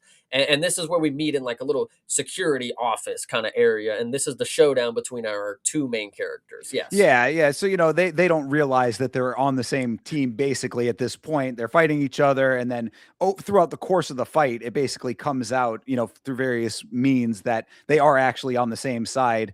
And he's like, "Hey, I'm trying to help too." And then that's he's taking the footage because we will eventually find out that he is the husband of the woman who was the reporter early on, he is continuing her work basically. Absolutely. And this is actually a really crucial point and very funny part of the story that I forgot about this nightclub. So when he was getting ready, put on his steel toe boots, our mute character, he packed a picture of his daughter, right? Yes. And so when he walked in, and this is how our two protagonists realize they're on the same side. He sees the picture and he's like, "Yo, you're looking for her. I'm not with them. I'm looking for the kids." So our mute character, when he walks into the club, he's got the picture and he puts it in their face and they don't tell him what he wants. He just beats him up. And then he goes up to the Afro guy and he puts the picture in his face and he beats him up when he don't tell him. And then like after he beats him up a few more times, he walks up to him and he shows him the picture again and he still doesn't want to help him. So he beats him up again. So it's a really funny part to the story. He's like, he can't say anything. He just shows you the picture. And if you don't have the answers that he wants, you are getting fucked up. Like, and that's just how it is, man. I love it. Yeah, one man army for sure. You know, he's on a mission and he will not be stopped. He has a one track mind to get his daughter back, and it certainly works. So, yeah. So you know, the two now main characters together, basically. You know, they're now becoming a team. The two of them. The reporter guy takes him to his truck, which is like kind of his mobile workstation as well. Home. Shows him, yeah, his home workstation, everything. He's been living out of his van basically to, you know, I like it for the story, really. You know, it's a guy who lost his, you know, he doesn't know where his wife is. We will eventually find out, you know, what happened to her. But, you know, he's trying to put the pieces together. You know, this is a story that is much bigger than him. And now, you know, he's essentially, you know, his wife has been separated from him because of it. So he's trying to figure it all out and he's devoted his life to it. This is actually a really funny part too because they're sitting in the front of the truck and they're watching the security footage and he's like, "You see that? You see it right there?" And he's like, "Hold on, let me show you something." And then they go to the fucking back of the car. It's like, dude, you could have just like, you know, like it was like we were going somewhere else. Like, let's go in here and look at it. And it's like, no, he just opened the fucking back of his car. You know, like it was kind of funny. And then our mute character solved the entire fucking riddle in 30 seconds. That was So pretty funny. Yeah, I was like, you know, this guy is. I mean, what I will allow for this, two things. One is that they did at least show us that the wife. They showed a picture of the wife and the husband early on in the intro to everything, and the wife is wearing a gi and she has a black belt on. So like at least there's some basis for martial arts to be in any part of their lives. Because my thought was these are some kick ass fucking reporters over here. Like Jesus Christ. But so that's point number one. Point number two with that is that yes, this guy, you know, I say that to say I will allow that this guy is maybe not a very good reporter, you know what I mean, or a very good, I you know, journalist, analyst kind of person. No, I think you're wrong. I think you're interpreting. He's not a reporter. Right. That's what I mean. Is that he's not he's only become one because of the situation. Yeah, yeah. So he's portraying his wife who is missing. He is pretending to be her to continue on her Right. journalism. So he's not necessarily built for this. He ain't necessarily have a career for it. As of what we've seen, what he can do with fighting, it seems probably likely that he had been, you know, a martial artist or something, you know, whatever the story may be. So I kind of take I make joke of it like he solved it in 30 seconds, but yeah, this dude's not a fucking he's not a detective, you know, That he's yeah, just a guy. that's what I'm getting at is that, you know, because it is very funny that the Chinese mute takes three pictures off of the wall. Like, you know, he's got like his wall of all of the, you know, All the the evidence. pictures were there too, by the way. He had the answers right in front of him. That's what I'm saying. It's like, you know, I have to give it to the film to just be like, yeah, you know, he might have had the answers, but he couldn't figure out the puzzle, you know, that kind of thing. Because yeah, three pictures is like, doot, doot, doot. Yep, these. Yeah. This is the story here. And so the pictures all had this ice truck in it, you know, the local ice truck. And he's like, oh, this makes sense. You know, it's ventilated or, you know, it's soundproof or whatever. You know, you Yeah, the can't hear kids scream. insulation. There you go. And so we show up to the ice factory. And this is another thing. It's like, yeah, we don't need to see them drive 20 minutes to have a conversation where he's doing sign language. You know, just get us to the fucking ice factory because that's where we are next. And you know, the funny thing is our main mute character just tries to get the fuck out. He's gonna just walk right the fuck in there, and he's like, "Oh!" Josh Van stops him, and he's like, "Hold on, we need a plan. Like, what is your idea of a plan?" And I think he says, "Feint east, attack west," or that's what he writes down for Mhm. him. And then he gets out, and then they go on about their day. And this is a really funny part too, because you don't get to see our two characters go on two different ways. You know, our main character goes in the front side character goes in the back. You know, our main character, we don't get to see his first portion of this fight because he just walks in there, pushes a gate open, and he's like, you're fucking dead. And then and then it just cuts to the other character sneaking in the back. It's like, okay, you can rightfully assume by where we come back to him in a second that yeah, all those people really had a bad day after he walked in that room, you know? So it was For pretty sure. funny. Yeah, absolutely. I mean, and they're going in there, and this is our next big set piece as far as the fighting goes, because this fight inside of the ice factory I thought was also pretty awesome. So you know, to set this up a little bit too, like we had some portions, like it's kind of interspersed throughout some of this portion of the film where like we cut away to the daughter, and now she's amongst all of the other children that have been kidnapped. Basically, she's Yes. forming a little bit of a relationship with the one kid who has the leg, the one that set her up, basically.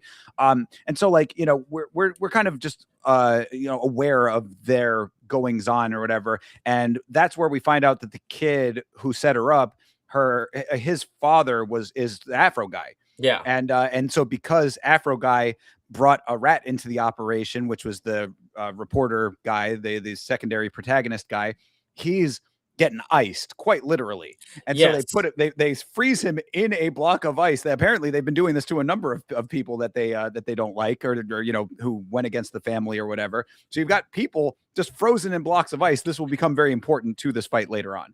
This is again where I say this is kind of on a spoof level cartoony, but like they take it so serious. Like this is something that you would see in an Austin Powers movie. Put him on ice and then they put him in a giant ice block. Like that it's like okay, you know what? Like if you ever saw a date movie or some shit like that where the giant lemon head in the Willy Wonka spoof portion of that movie, if you get that reference, that's exactly what this is right here. And so yes, it is a great portion where they are literally blocks of ice. You know, Han soloed up, basically. Literally what I thought. Yeah, exactly. They are ice instead of carbonite. But yeah, so I mean, that's at least it will play a part because again, to the cartoony nature of this thing, a huge set piece fight breaks out in this place. This is where big guy ends up becoming the tank that we know him to be. Takes, you know, a sledgehammer to the side of the head. That's another thing that got a pretty big reaction in the theater. But so they're, you know, they're fighting throughout all of this ice factory. The two guys, you know, faint east, attack west, or whatever. They meet up in the middle. Finally, they fought their way into this factory, and now there's this scene of all of the fighting with the big guy, and then you know they're going through, and all of these things are happening. At one point, he ends up breaking the block of ice with a dude in it and just decapitating a guy's Yes. inside of the block of ice. I was like, this is fucking. That's another one that I was like laughing at at like how like crazy that it all is. It's awesome. Yeah, it was definitely awesome. One thing to note is in this scene how it started. So we have the main character who walks in and he's got the guy with the overalls, whatever you want to call it, the big tank bald guy. Right. We later find is supposedly the son of the cowboy wearing hat guy, whatever. So he's fighting our protagonist, the secondary guy who came in through the back. He has got the cowboy guy on his tail with the shotgun. He's shooting him while they're fighting and he's missing every shot. So anyway, so the two protagonists are dodging bullets for the time being after this is where they did they knock out the big guy at this point, or this was before they knocked him out? I'm trying to think how they would have maneuvered fighting him and getting away from the shotguns, but that's just how the movie is. So eventually they drop a fucking cabinet on the cowboy hat wearing guy. He's done shooting. They end up beating up the overall guy, and our protagonist is beating him to death. And Josh Van stops him, and he's like, "Don't kill him. You know, he's our last lead." Blah blah blah blah blah. But then they just get the cowboy hat wearing guy and like they leave that guy alive. It was kind of a weird portion of like why keep him alive if you have this guy? Did they not think he was still alive? Then why not kill him? You know, I was kind of like it was weird right there, right? Yeah, yeah. You know, maybe they were doing that to the cowboy hat guy, saying that about him. I don't remember that Yeah, portion maybe. exactly because, like, yeah, you're right. Because that'll eventually be a very important point. Is that they just kind of let the bald guy. I mean, I would assume that they thought he was dead, but yeah, he's out of commission at least. So now they've got the cowboy hat guy. Either way, and that was the one time that the gun played a part. That was the one gun I was talking Oh, about was the yes. shotgun. But you know, aside from that, really, when it comes to like the fighting, not many guns involved. So yeah, so that was the only time that there really was a gun in play in a legitimate fighting capacity. they take the cowboy hat guy and now they're interrogating him. They're like electrocuting him to try to get information out of him. And eventually he finally does reveal something. He lets go the name of the snake pit, which Oh was no, that's not what he no, what he says that really triggers him is he was like, you can keep trying to hang around, and we're gonna deal with you like that last reporter. And then he was like, what did you like? Who are you talking about? Was it her? And he was like, I don't know who that is, dude. I don't oh know who yeah, it is. yeah, yeah, And yeah. then He he shocks him again or whatever. But right. I don't remember when he said the snake pit or something. I don't think it might not have been him that said that. I'm I trying to thought it think. was. I mean, because they that's where they end up going after that. So I mean, I would assume that that's he who said it. I thought it was, but either way, yeah, we do find out that he that obviously the reporter, the woman was involved, in all of this, and that he was the cowboy hat guy was had something to do with her disappearance. Yeah, actually, before we move on to the next scene, going back to the part about the gun, probably the weaker point in the movie was that portion with the gun. And I think what I would say to that, and maybe they had a character who they needed him to be older. They can't have him do the kung fu kind of stuff. So let's give him a gun and let's just figure out how to make the other guys work around it is maybe my thought process to what was happening there. But yet Either that or just variety. Eh, yeah. I mean, I guess, but I don't know. It was definitely not the. But either way, getting back to yes, they're torturing the cowboy hat wearing guy, and after he gives up the information, they let him leave because he walks out and he's all getting dressed and he's staggering about, and then he gets a fucking arrow through his leg.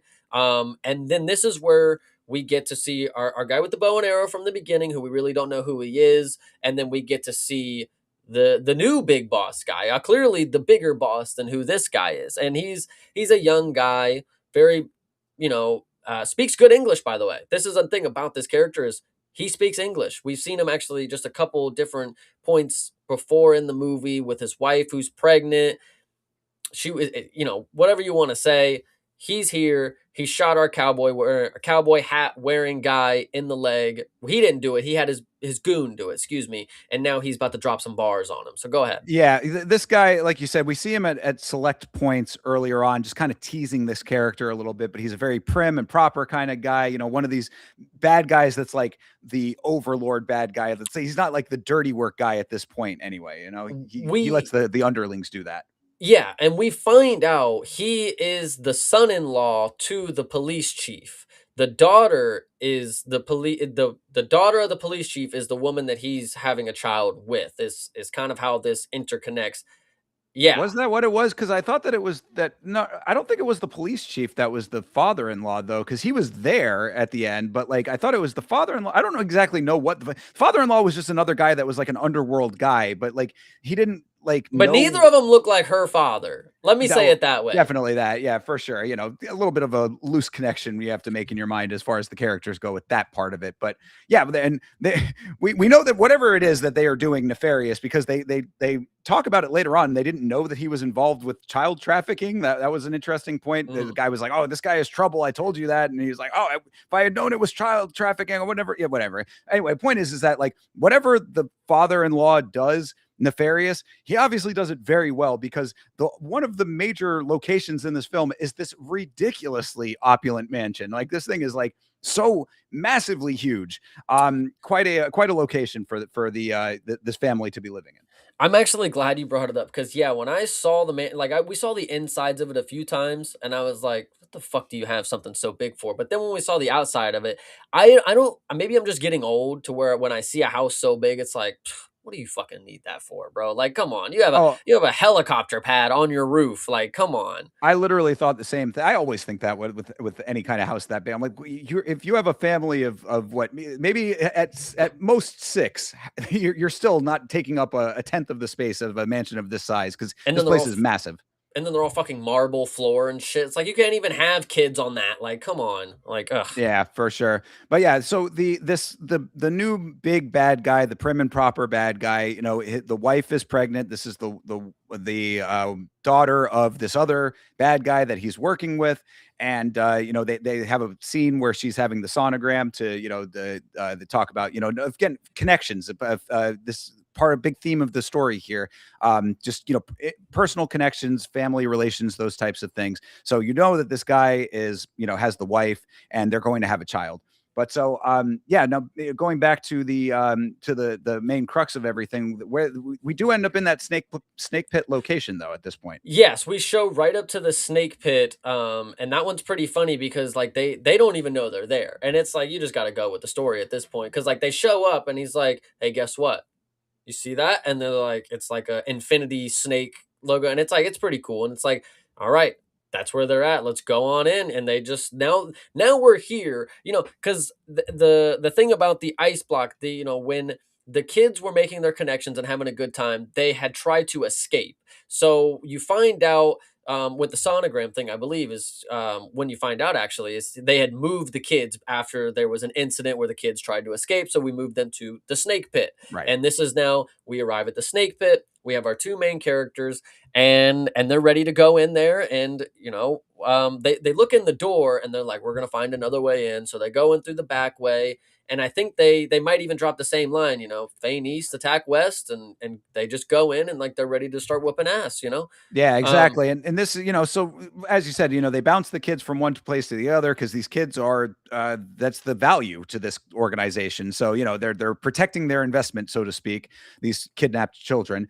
And so, we're seeing the kids trying to kind of like have their own play on all of this. The daughter, again, the daughter has agency in this film. So she's like, if we stay here, we're definitely doomed. She's trying to figure out ways to escape. The other kids are like, this is going to be a problem. Why are you trying to do this? Whatever. She's like, nah, I mean, I have to do something. I can't just not do anything, which I was like, again, I like this for this character. She's got drive to self-preservation and all this, and to also help her new friends here. Essentially, she's becoming bonded with these other children through the course of this very traumatic incident. So she's trying to do that.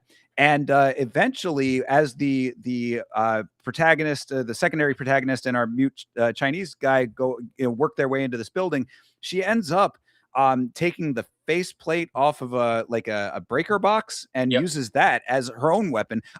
This is one thing about this film. I was thoroughly expecting there to be more child foo. I thought that there were going to be more Yeah. kids doing more actual martial arts themselves. Not as much of that as I was expecting based on the way that the story was leading up to that potentially being the case. But still, I thought that for what they utilized the children for in an action capacity, I thought it was pretty decent. So she takes that faceplate, she cuts one of the guys as he's coming in, and she basically allows the opening to get all of them out. So now the kids are out in the open. We've got our two protagonists coming in to try to save them, right? That's where we're at Yes. this point. Yes, so there's a crucial point to make here. So before they go in, and I forgot to say, this is on the protagonist side. Obviously, the kids are escaping. They are now running about right before our protagonists go in there and start the other end of the operation here. We have the kids running forward and they're them meeting them in the middle. We start a live stream. Josh Van puts a live stream in his pocket and he's like, "Listen, these kids are being held here. I'm going to show you guys everything. It's corrupt. You guys got to help us. Please do something." He puts the camera in there and then he's recording our mute character while he walks through and beats the hell out of people. And this is where only our main kid protagonist, she is able to get far enough away from the captors that she can make it to her father. We are Right. actually at the point where she gets to safety. Her father's there, they're hugging, they're having a good time, but all the other kids are captive and she doesn't want to leave them behind. But this is where, and I thought this was a really good point. Josh Van stops and he's like, "You're good. You're good. You and your dad go home. You made it to safety. This is me. I started this. I'm going to finish it. Go on, and I'll meet you on the other side." And I really like that part right there. Oh yeah, absolutely. No, I thought that was great. And then we'll talk about what ends up happening thereafter to kind of bring everybody back into the fold. But the other part of what I wanted to mention with the live stream element of it, this dude, if he's not a great actual reporter, if he's just thrust into this reporter role, he somehow has a massive social media following because everybody finds out about this live stream. It gets a lot of publicity. People are watching it all over the world, kind of thing, whatever. It's getting a lot of eyes on it. So people are recognizing this location and they're all kind of gathering around it. In addition to that, the police become aware of this. So you have the police all congregating at this location, as well as a large amount of the public. And crucial to this point as well is that the police chief, who we find out is in on the operation, says, "Stand down. You guys are not going in there. You know, we're got to let it play out or whatever." You know, he's trying to obstruct these police from doing anything about it. So you've got all these people out there being like, "Why are the police not helping?" Police are standing out there just basically doing crowd control, and you've got the main guy and the secondary guy in there trying to save these kids. That brings us to the point that you had mentioned where the Chinese mute and the daughter end up leaving, but they kind of take a moment to themselves and realize, like, again, connection, human connection element of it. The protagonist, the secondary protagonist, and the main character, the Chinese mute, have formed a bond. They have a common compassion for what's been going on here, and the daughter has formed a bond with the kid who set her up. So, Yeah. like, they know that they can't just leave. It would have been the easy way out for them to just walk away from this whole situation, but they have honor. They cannot do that. They cannot allow themselves to do that, knowing that other people are still in danger.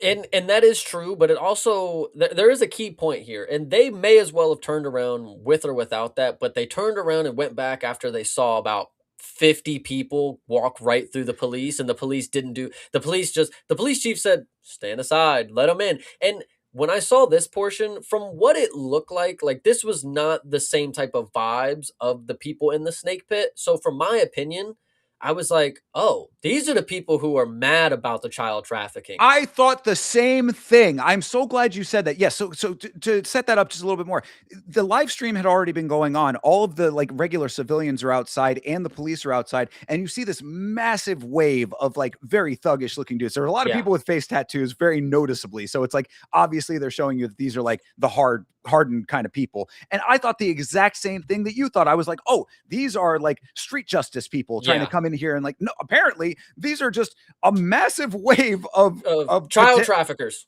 They support it. this is the most widely spread thugged out child trafficking ring of all time. How did and where were these people throughout all of the rest of all of this? Was my question. I mean, like in the nightclub, you didn't see any of those guys. Yeah, it was definitely a noticeably different vibe. You know, the people that we've been seeing up until this point were the suit wearing kind of kung fu kind of guy. These were the bikies. These were Right. bikies that showed up. And I was kind of hyped for it. I was like, "Oh my god, we're going to see the justice and then the bad guys, and we're going to see them head to head with our protagonists, like kind of maneuvering between that."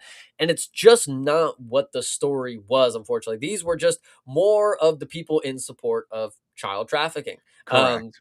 so they walk in here, and this is where our protagonist, our mute character and the daughter, they look back and they're like, "Damn, we got to go save him. I mean, he saved us. He brought us back together. We got to go save him." And this is where the comedy goes to a bajillion. They get on a fucking motorcycle. And key this in. So you get a shot from top down looking at a staircase, right? And you see all of our biker gang guys funneling up the stairs, one floor at a time. There's 30 people. They appear on the top floor with this motorcycle. How'd they Yeah. get up the stairs? I mean, did they go all the way up? I didn't even remember that They part. were on the top.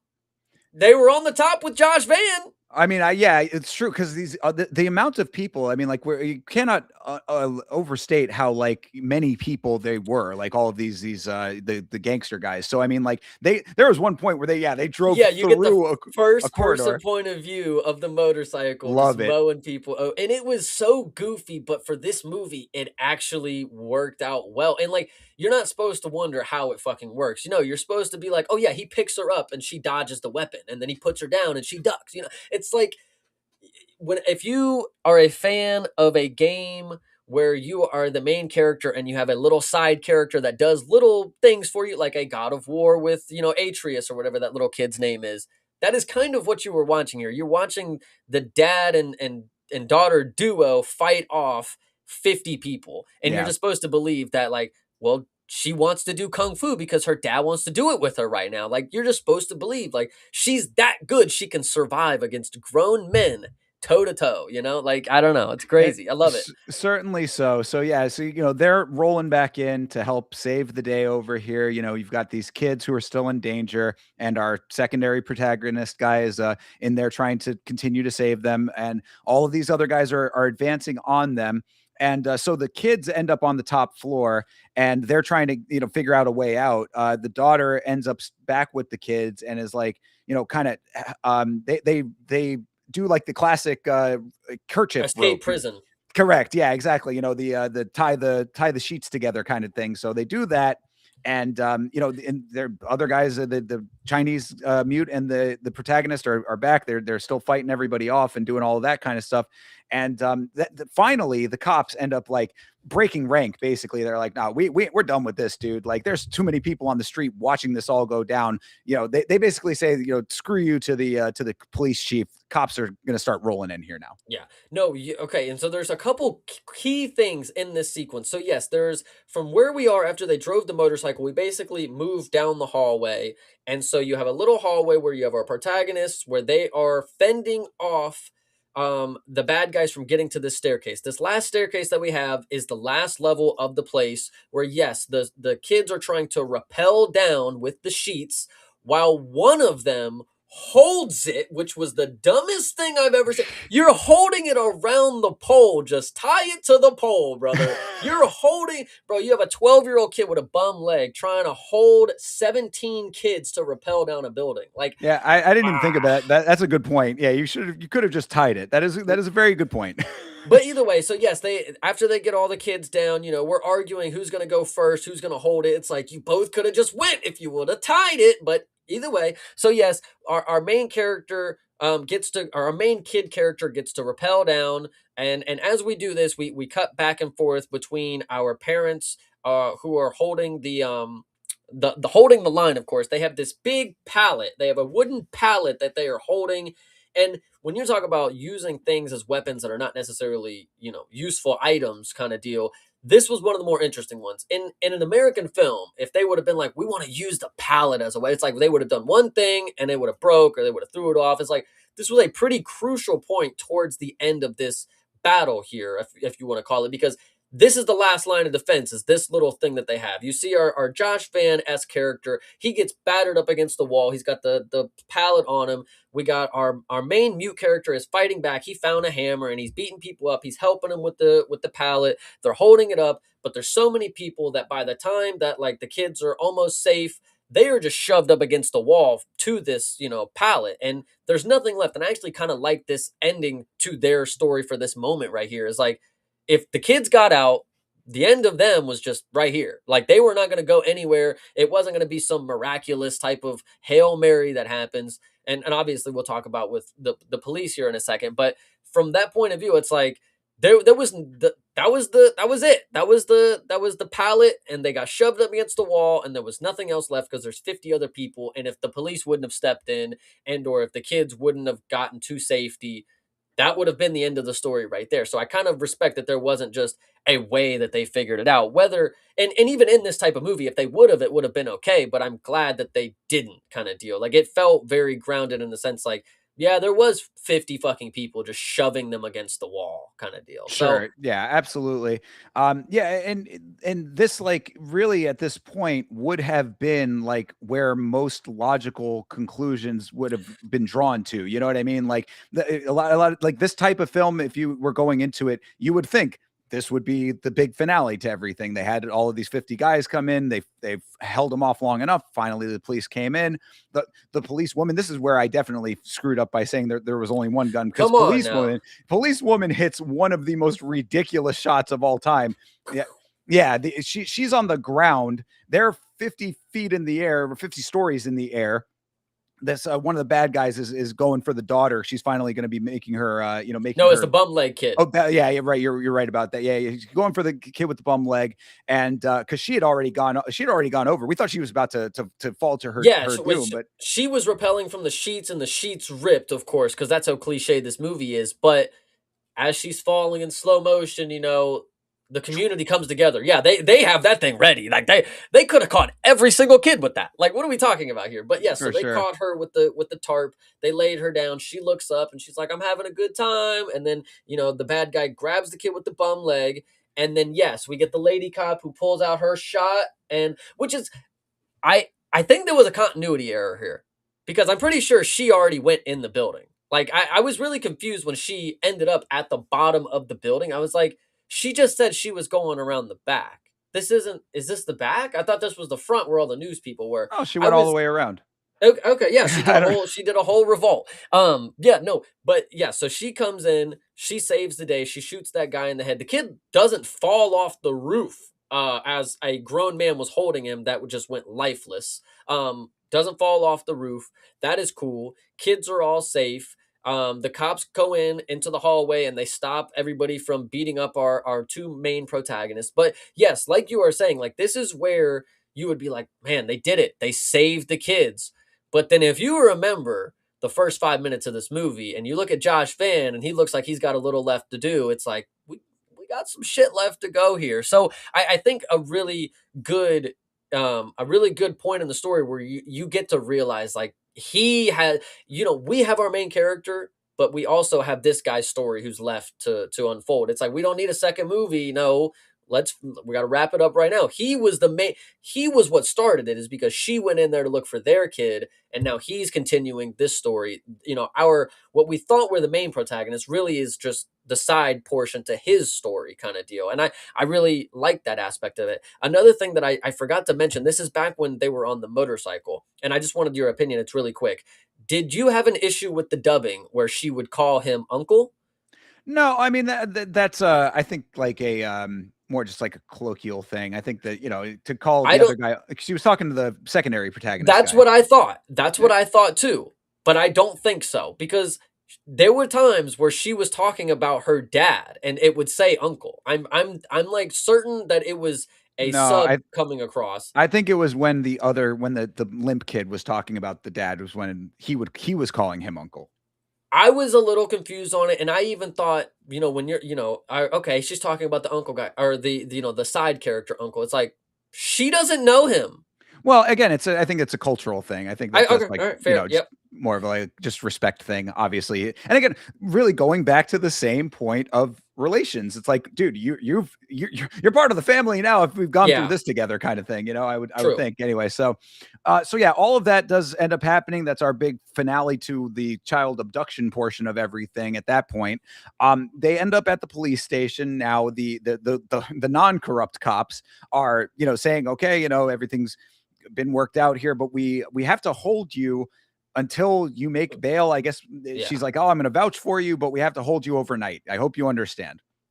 Kids are going to be taken care of, but Chinese mute has to stay in prison for or the jail for the evening for again whatever the reason is. They make this reason up, but him and secondary protagonist guy are now in this little jail cell under the police station, basically.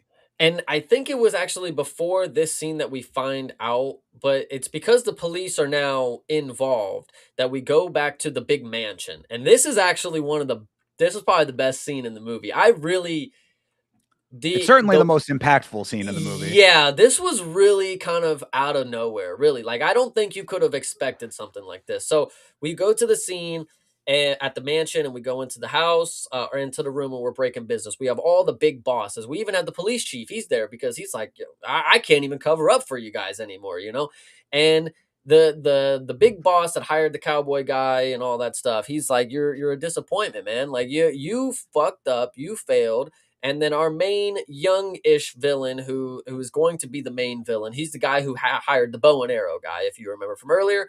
He's like, I'm always a failure when it doesn't work out, but if I bring in you millions of dollars, you don't give a shit. I'm the best in the fucking world.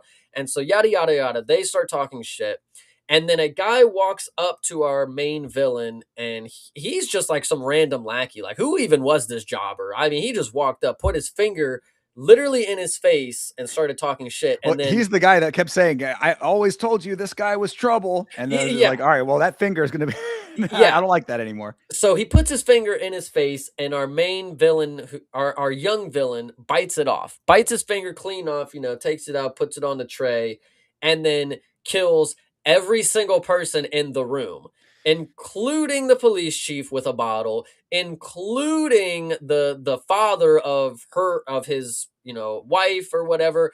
And then, in a fit of rage, as he's stabbing everybody and punching everybody, he turns around and stabs the last person who touches him. And of course, it is the woman who is supposed to have his baby, stabs her right in the stomach. She falls over and she dies. And this was pretty crazy. I mean, like, yeah, it could have been expected, of course, like, oh, he's gonna kill everybody, but like, you wouldn't expect her to be like, oh my god, what are you do? Yeah, I Like, mean it was. that was what I had mentioned earlier, where like that got an audible gasp from the crowd. I mean, it was definitely one of those like pretty intense moments. Yeah, I think it was really cool too. I think this was a really, I mean, obviously, woman in white, like nothing new here, but the contrast to everything that was happening. As soon as you saw the white clothing, like because it had to pan up, like you had to see like the stab, and then it panned up to see like her, like feel. It's like once you saw the white dress, it's like, oh, you fucked up, yeah, you maybe. motherfucker. Yeah, well, and this was like the whole scene was an interesting one because like up until this point, we knew he was evil because of what he was doing. This is also the scene where I had said that like apparently the father-in-law, who was also a baddie, but like he wasn't as bad as this guy because the father-in-law was like, I didn't know it was kids. I didn't know you were trafficking children. If it had been drugs or guns, that would have been okay, but kids, that's too far or whatever. So like we knew that the prim and proper bad guy was like he's a bad dude, but we didn't know he was this crazy of a bad dude. So like this is really like when he bit the finger off, that was like the turning point, sets it up for all of this other, carnage that's going to be going on in this room. And so yeah, he's just going through killing indiscriminately basically to the point where his own mania ends up killing the woman that he loves. Again, family connection that is now disconnected here. I love this portion of the story because, as we go into the next scene, what he says later about the situation, he's like, "You fucking ruined my life." It's like, what are you doing? Like, what? How Yeah. did somebody else do this to you? Like, I oh, was supposed to be a father and you took that away from me. yes, yeah, exactly. That was exactly the line right there Yeah. too. Holy So shit. but this is like so yeah, so now we're getting back, back at the police station here. This, retribution has to happen. This is basically the main bad guy, prim and proper, needs to go and take care of this mute Chinese guy because this is why all of what went down just went down in his Yeah. mind. So he's rolling up with his bow and arrow guy, and they are rolling no regard for the police at all, which is kind of one of those interesting elements of any kind of story where it's like we already knew that the police were somewhat ineffective based on the fact that they were not doing anything about any of the stuff that was going on. If just the police chief is corrupt, but none of the police force is in on it, that shows you a little bit of a lack of effectiveness. Because like, why would nobody take a little bit more initiative? You know what I mean? Like nobody goes Yeah. above and beyond. So obviously this is a not the we're not talking about the National Guard here. We're not talking about a like the elite team of law enforcement. So bow and arrow guy and our prim and proper villain roll up in the police station and they are taking over shop here. Arrows are flying. And at this time, I think this is where we find out that somebody is not dead. We have Correct. somebody who is going to wake up from a sledgehammer to the back of his head. And he's gonna, this is after his body was like neurologically Yeah. not fucking working after it. Yeah, so he gets up and Back at the ice factory, our big yes, guy, the big dude has just sprung back to life, and now thinking that the cowboy hat guy was his father. That's in his mind. That's the relationship with the two of them. He's like goes out front out of the ice factory and sees, because we didn't mention this, but the cowboy hat guy got a bunch of arrows. yeah. He No, the we find that out right here. Yeah, he shows him pinned up against the truck. He walks outside of the ice factory, and the ice truck has the cowboy hat guy pinned up against it. Yeah, we didn't see it back when it happened, but we did see the prim and proper guy confront him when he was about to try to leave, but we didn't see the aftermath. So that is Yes. the aftermath: is that cowboy hat guy is just riddled with arrows, and then our big guy who just woke up from his near death experience sees that, and now he wants revenge for the death of his father. And you know what's actually kind of funny is I this is where I thought we were gonna get this is the sequel part right here because they pan down to the cowboy hat and you know and it's like oh you like you know he's gonna be the guy that puts it on obviously but he obviously comes back quicker than a second movie so we get to this next scene we're at the police station we got the bow and arrow guy just going ham killing every single person he fucking he killed the breaker and everything he has control of everything in this police station and at this time, you know, we have our two protagonists in the basement, in the one cell in this fucking police station, is what it looks like. Yeah. And very coincidentally, when the police guy who was watching them ran out, he dropped his keys right within arms well not right within arm's reach because they're able to pry the bars far enough to be able to reach through and grab them which was great so yes so by the time the bow and arrow guy is done eviscerating the entire police staff which does include the main ones, the main one that did not speak English originally, and then the lady cop who actually ended up doing something, the sergeant, she gets just fucked over as well. She gets like a rod stuck in her neck, not by bow and arrow guy actually. Well, It's by the suit th guy. that is a question that I have because, I and we'll talk about it at the very, very end here, but Yes. so anyway, okay, but yeah, so the implication though is that everybody in the police station is getting just worked over. These arrows are flying. She does get the steel rod. So yeah, these guys are working their way through. Kids are having to scatter the two of them because you know that like that now they're the target of these guys coming in, and obviously that this is why they're there. But then also big guy comes in, and now it's this whole dynamic of basically like a multi-man fight between a bunch of these people. Yeah, absolutely. And there are some interesting things that go on here because the fight splits off into a lot of different sections. So you have bow and arrow guy versus our Josh Van character for a big portion of this last final fight scene. And then you have our mute character and then the suit wearing guy. They have a big portion of a fight scene, but then they also interchange and swap together. And then you have the big guy who also jumps in here so you kind of have five people fighting each other on one side of the screen. And there was one portion that was really funny. We haven't talked much about the camera things that they've done or the production things, but when all five of them had their standoff, and you get the shing shing shing shing shing, and it's like all of their eyes across the screen. It was like out of a comic book, and it was kind of fucking awesome. Pretty cool, yeah. But it also I think served a purpose to let you know these are your key players in this portion of the fighting because this what I had said earlier during the spoiler free portion. This is the part of the film that got a little bit bogged down for me. Just a little bit. It wasn't so bad that I was like, man, I'm not enjoying this because I still was enjoying it. But like, it's a lot of fighting and it's very prolonged. It's a, you Mhm. know, I mean, it's going over here. It's this guy fighting this guy. It's this, boom, boom. Like I said, it's all over the place with these five. Like you said, with the thing with the comic book is like to set up that like these are your players for this portion of the film. So like I was okay with that being the setup for everything, but they did let it draw out for a prolonged amount of time. This is your finale essentially to the film, basically. I mean, like as far as like the action goes. So I do understand that you want a big set piece to end it all up with, but like it just I think that they might have been able to trim just a little bit to make it a little bit more satisfying. But again, minor nitpick in the big picture. But these are the circumstances here. So you like you said, it breaks off. You've got the bow and arrow guy and the secondary protagonist guy, Josh Vandish, you're calling him. You know, that's where we find out that bow and arrow guy did take out the wife, Yeah. the lady reporter. Yeah, so there's 3 main finale portions to this last final fight. So, Right. yeah, so you have the bow and arrow guy and our Josh Van look-alike. They have a very prolonged fight scene on the bottom area. So there's, like, an elevated portion, and then there's the floor. You know, they're front and center on the floor fighting with tables, ladders, there's knives, you know, and Josh Van eventually, you know, he's losing. He's clearly losing, and he sees the ring. You know, he rips off the bracelet that the bow and arrow guy has, and he sees the ring on it. And you know, in his mind, you know, he's fulfilled. I found her. You know, my journey's over. So we're Well, gonna go because ahead yeah, and the ring is the wife's ring, so it's like, yes, yes, excuse yeah, me. he's showing that, and they talk about it at a point there too, like him and the bow and arrow guy, like he confirms that, yeah, he ended up being the one that did her in. So yeah, he's, this whole point of this character story is to find his wife. So this is as good as that's going to get, unfortunately for him. So they're fighting, they're doing their thing. They eventually take each other out, but that's only Mhm. one of the three major conclusions here. So yeah, they're going on further. You've got prim and Well, proper villain. Yeah, go ahead.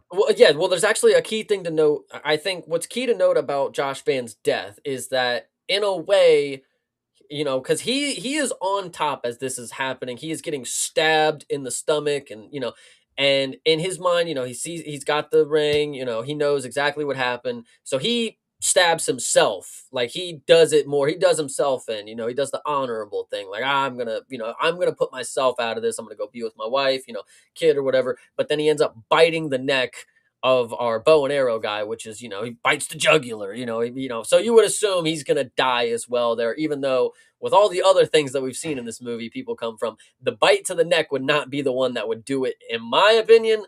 But you would assume that they died there together. And then you go to the upper deck where you have the big tank guy, and you have our prim and proper, and our mute character. They're fighting. The mute character actually gets thrown to the side and hits his head, which is a big.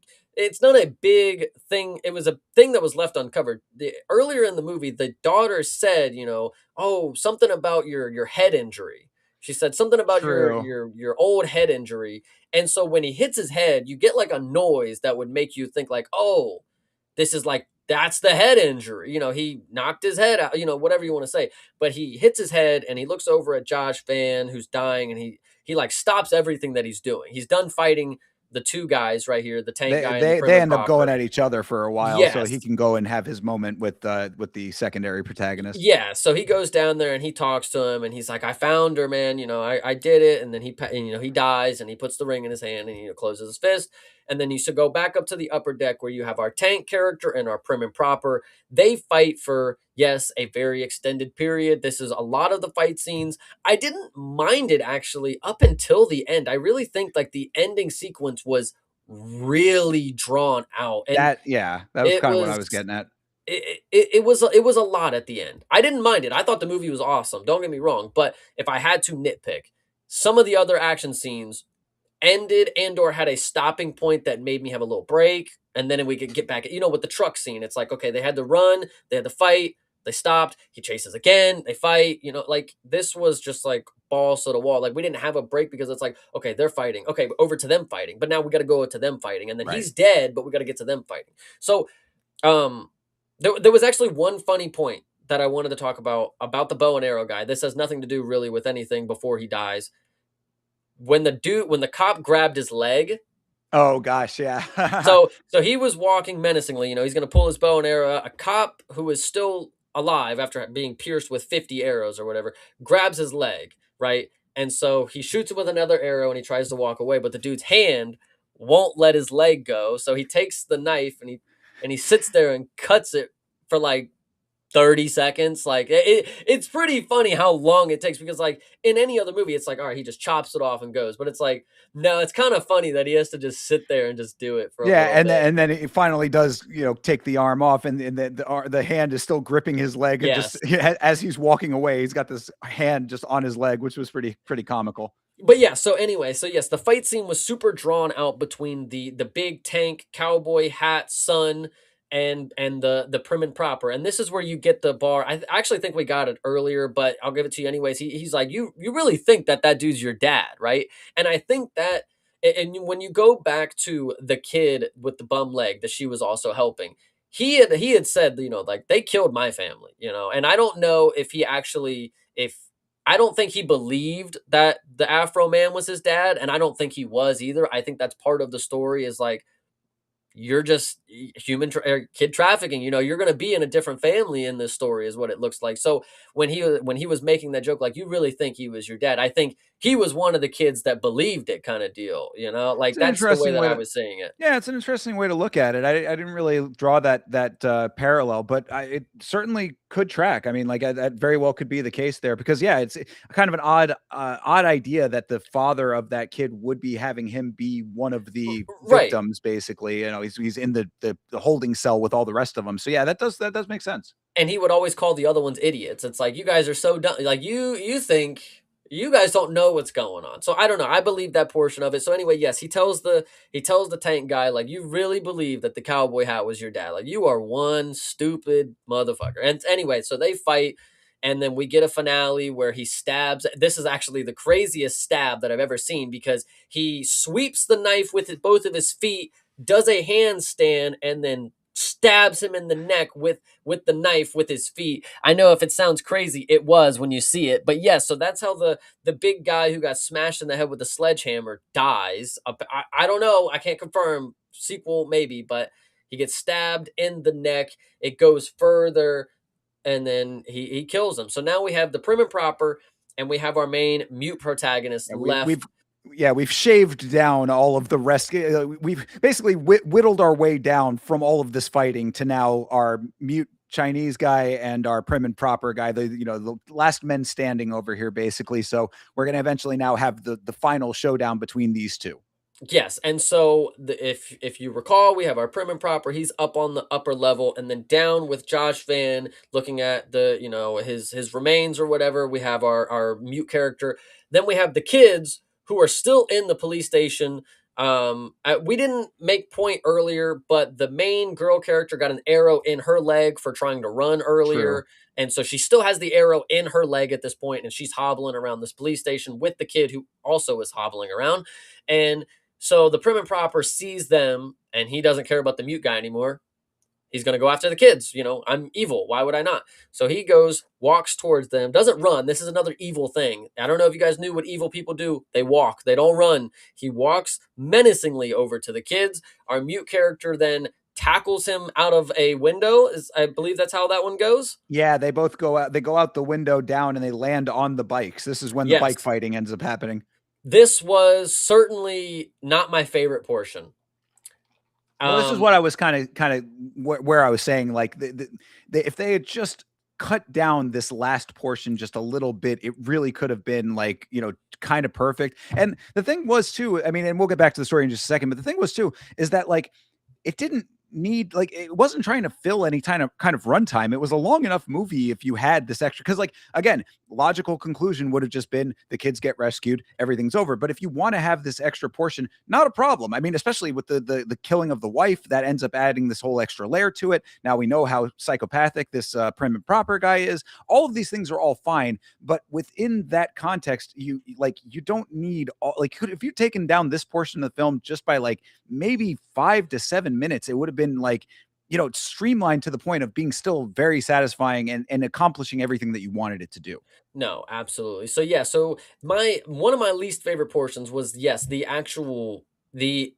scene of them falling onto the bikes. It didn't look very good.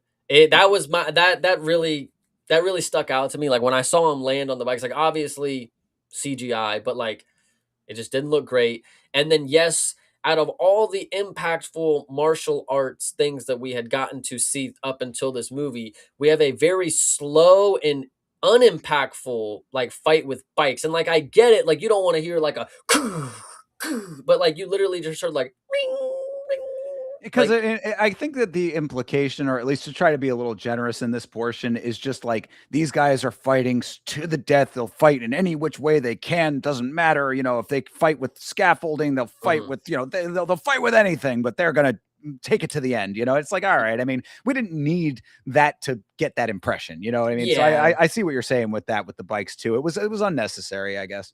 And for what we had already seen, it's like again, this goes back to the cartoony playfulness of like like you had already set me up with a lot of stuff that made me forget about how cartoony it can be cartoony, but you do it well enough. Like this one is like, yeah, they're just swinging by, and not even they're using the bikes like like the game where you stand on the tilt and like you knock each other into the mud. Like that's Right. how they were using the bikes, and it just didn't look great. But they eventually throw the bikes down and they start fighting, and they're in the rain, and then our main character's got a peg, not a peg, but like a pedal from the bike, and he's beating the villain with it, and and the villain ends up getting the upper hand where the kids have to come in and because they find a way to get around the building, they push him off of him Well, and he had the Chinese mute had gotten the win on him. He was just like beating the hell out of him, and the daughter is like, "Come on, let's oh no yeah, more yes. fighting. Let's stop fighting already here." And then finally, because of that, then the other guy, the prim and proper, does end up kind of coming back. One of those like come back from the dead kind of moments there. And then he's elbowing him in the head. I said that was if you ever wanted a clear cut reasoning for why elbows to the back of the head are illegal in mixed martial arts, there's your reason. I Yep. mean, it took some solid back of the head elbows. A couple of people would, Hamdi Abdel Wahab would be very proud. Yeah, and so he definitely fell over, and you're supposed to believe that, like, oh, he's dead. It's all over. Our main character died, and so the main villain gets up, and he's like, I gotta, I gotta, I gotta go see my wife and kids or something, and then he just like walks away and falls over and dies, which I really didn't like this portion of it either because he was, beating the hell out of our main protagonist and the kids shove him off. And then he's like, yeah, I'm going to die now. Yeah. Yeah, that I- aspect of it was a little yeah, I mean, I think that one of the problems with any movie that builds up in this way is how do you do it in a satisfying conclusion. So like I think they were trying to maybe subvert some of the expectations of like what you would normally expect with like an over the top like explosion or something like that. So I mean, it was certainly different in that way, but yeah, it was a little bit strange after everything that they had went through. I guess it was just kind of like he was so exhausted that like it is just like I'm done. It's like the conclusion, but like I could see it being a little less than satisfying. it just, I don't think it matched up correctly for what the death was supposed to be. Like, it seemed like he lost all of his memories. Like, like he was just like, I don't remember anything anymore. And it's like, oh, that's a weird way to take it. Oh, he's dead. Oh, that was his reaction to dying. Like Yeah, it he was was, just like delirious, I guess, toward at the end there. But like again, if he had already won the fight, then it was like why? I don't know. yeah, There yeah. there are a couple of things about that didn't really again. This whole little ending portion of the film has a couple of questions that were like kind of or questionable elements to it. So this is definitely one of them. But for whatever reason, he's the main villain is in that delirious state, and he kind of like looks up to the sky and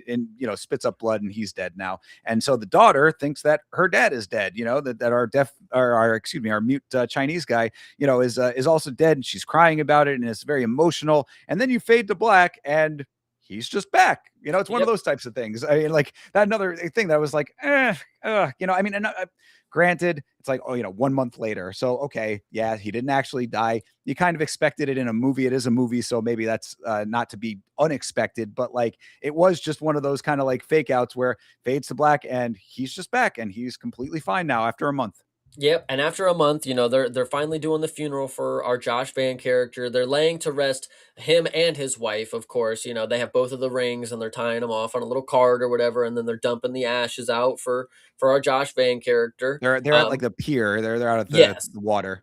and this is where you get an interesting thing because was that the lady cop at the end? That was what I was getting at earlier, where I was saying, when she gets stabbed with the rod or whatever, I was like, we all thought that she was dead. She did have her arm in a sling. Yeah, so I don't know. Is that a sling? I I don't got know. to assume that it was, but I guess maybe because she was in the police outfit in there and then not in a police outfit, and her hair might have been different at that point. Like it was hard to tell if that was her or not. But we did see the secondary protagonist, Josh Van guy, like they showed him again, like him In full take clothes, in full, just yeah, like because it's showing. I mean, portraying that like obviously his spirit or something like yeah, the that. last we would have seen of him is that's what he looked like. Exactly, and yeah, I found her.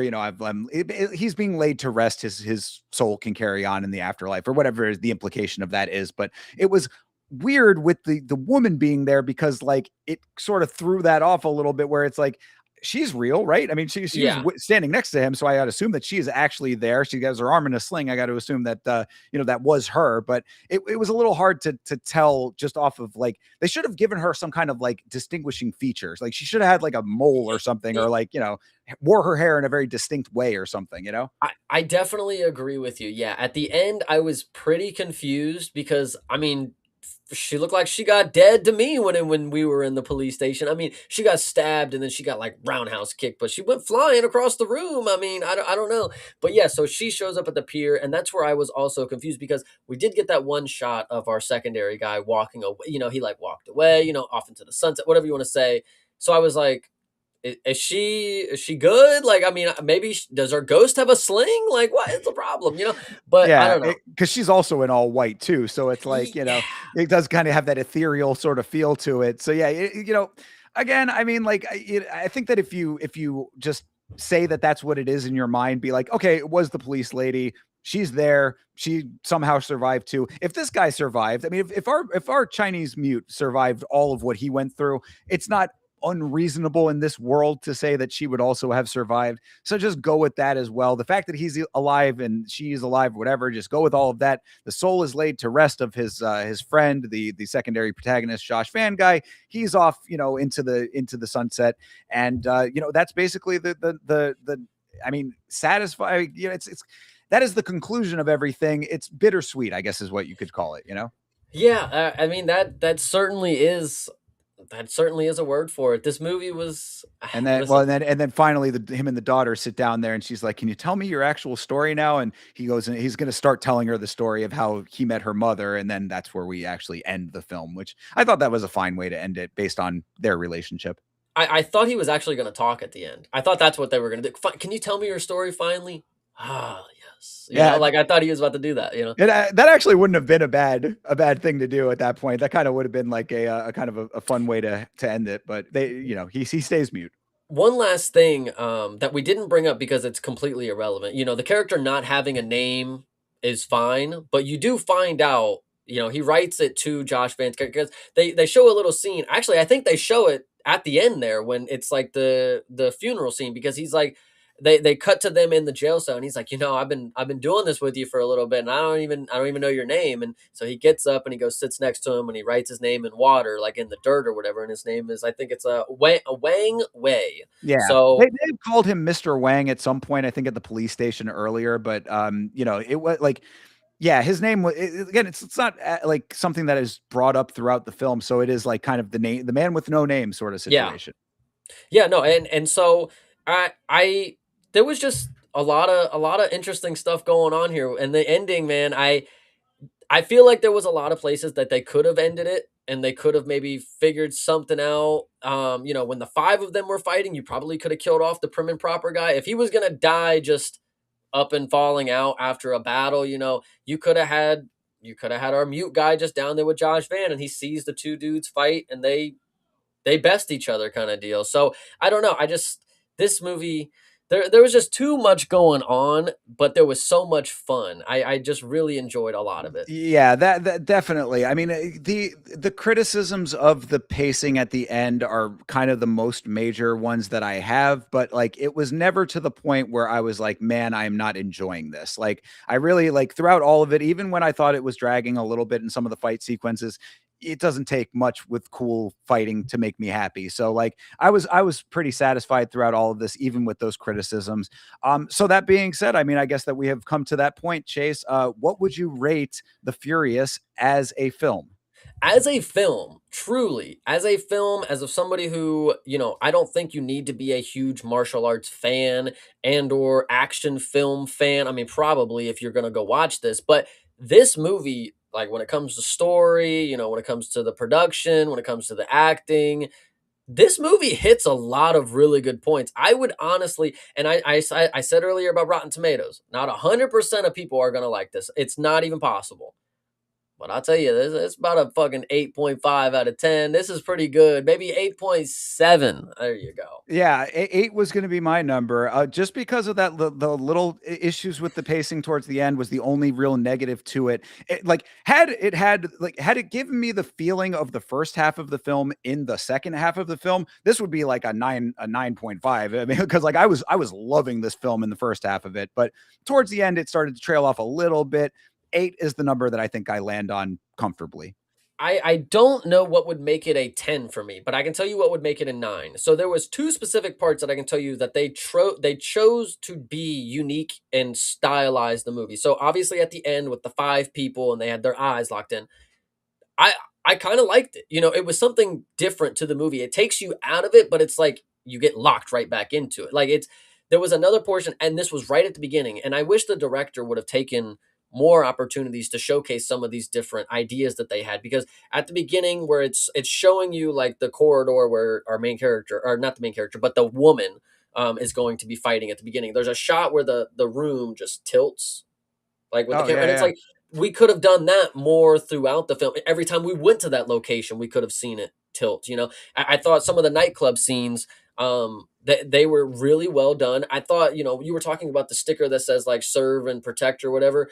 There was another one at the end with the prim and proper where he had his like the nightclub symbol or whatever, and he gets like thrown through it, and I was like, that's it's unique things that like when you watch it a second time, it's like, oh, he gets thrown through his own, like, oh, he got his, you know, yeah. kind of deal. There were definitely little details in there that were good for the world building and good for like that secondary kind of deeper analysis as Yeah. well. So yeah, I agree with that absolutely. Yeah, I was teetering on like it's like you said like 8.5 to 7 or whatever. I was teetering more of like 8.3 as like what I mean, like because I don't want to give it like I feel like an 8 is like too low for it, but like if we do 8 and 8.5s or whatever, like I mean like I would be closer to an 8.5 than anything lower than an 8 for sure. Like I think that there was enough there. I really liked the emotional elements to it. Like I think a story like this, if you have it rooted with some human connection elements, it really makes it more of a full film. It did that very well. So yeah, I was very satisfied with with this as a film. I enjoyed it very much. I'm actually I'll give it a 9. I'll give it a 9. And I'll Nice. actually stand on that, because what would a 10 film be right now? I don't know. I haven't seen one. I haven't said this is a 10 film. This is as close to a 10 as I would say we have seen for MMA on film. Like this movie, we talked about with KO. I mean, there was a lot of different things going on with there, but I don't think I enjoyed that as much as what I had here. Like, obviously, theater experience is a lot different than what you get on Netflix, but this right here, I think, is a 9. And I really enjoy the cartoony aspect. Bro, they had literal ice blocks of humans, and they knocked the head off of one of them.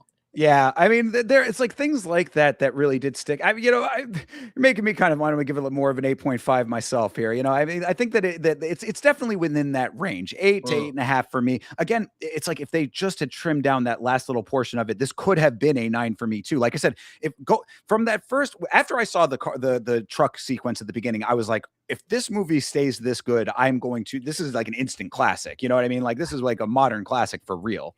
And the last thing, I know I talked about the trailer earlier, and but just going back to that initial scene, if the trailer, like the trailer scene that we got for that first initial run chase kind of deal, that was good enough. But the fact that they made it 7 times better, like they really did cook when it came to this one. I'm really happy that, again, when we went and saw Beast and maybe even Smashing Machine, I feel like we might have even seen the trailer for this way back long ago. But when we saw the trailer, we both said that looks fucking sick, and we also said, "Did you see that octagon? We got to watch an MMA on film." I'm really glad that we got to break the confines of what kind of get the gray area of what a mixed martial arts film is, because guys, what is kung fu? Martial arts. What do they do in kung fu? They mix in a lot of fucking shit, man. Like, I mean, I was even thinking to myself here, like, out of all the martial arts, kung fu might have to be the most mixed of them all. I mean, they're doing literally everything Well, when here. it's this kind of kung fu, when it's Correct. film kung fu for sure. Well, that brings me very neatly to the next question. Then, if we're locked in, you're giving it a 9. I'll like I said, I'll stay at like an 8.3. I think Okay. that'll be where I land.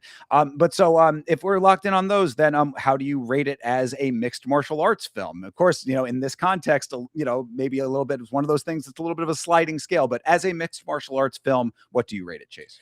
As a mixed martial arts film, I mean, compared to what we have seen movies about mixed martial artists, like the actual story themselves have something to do with somebody who is an ex martial artist or a current former champion, whatever you want to say. This does not have any of that.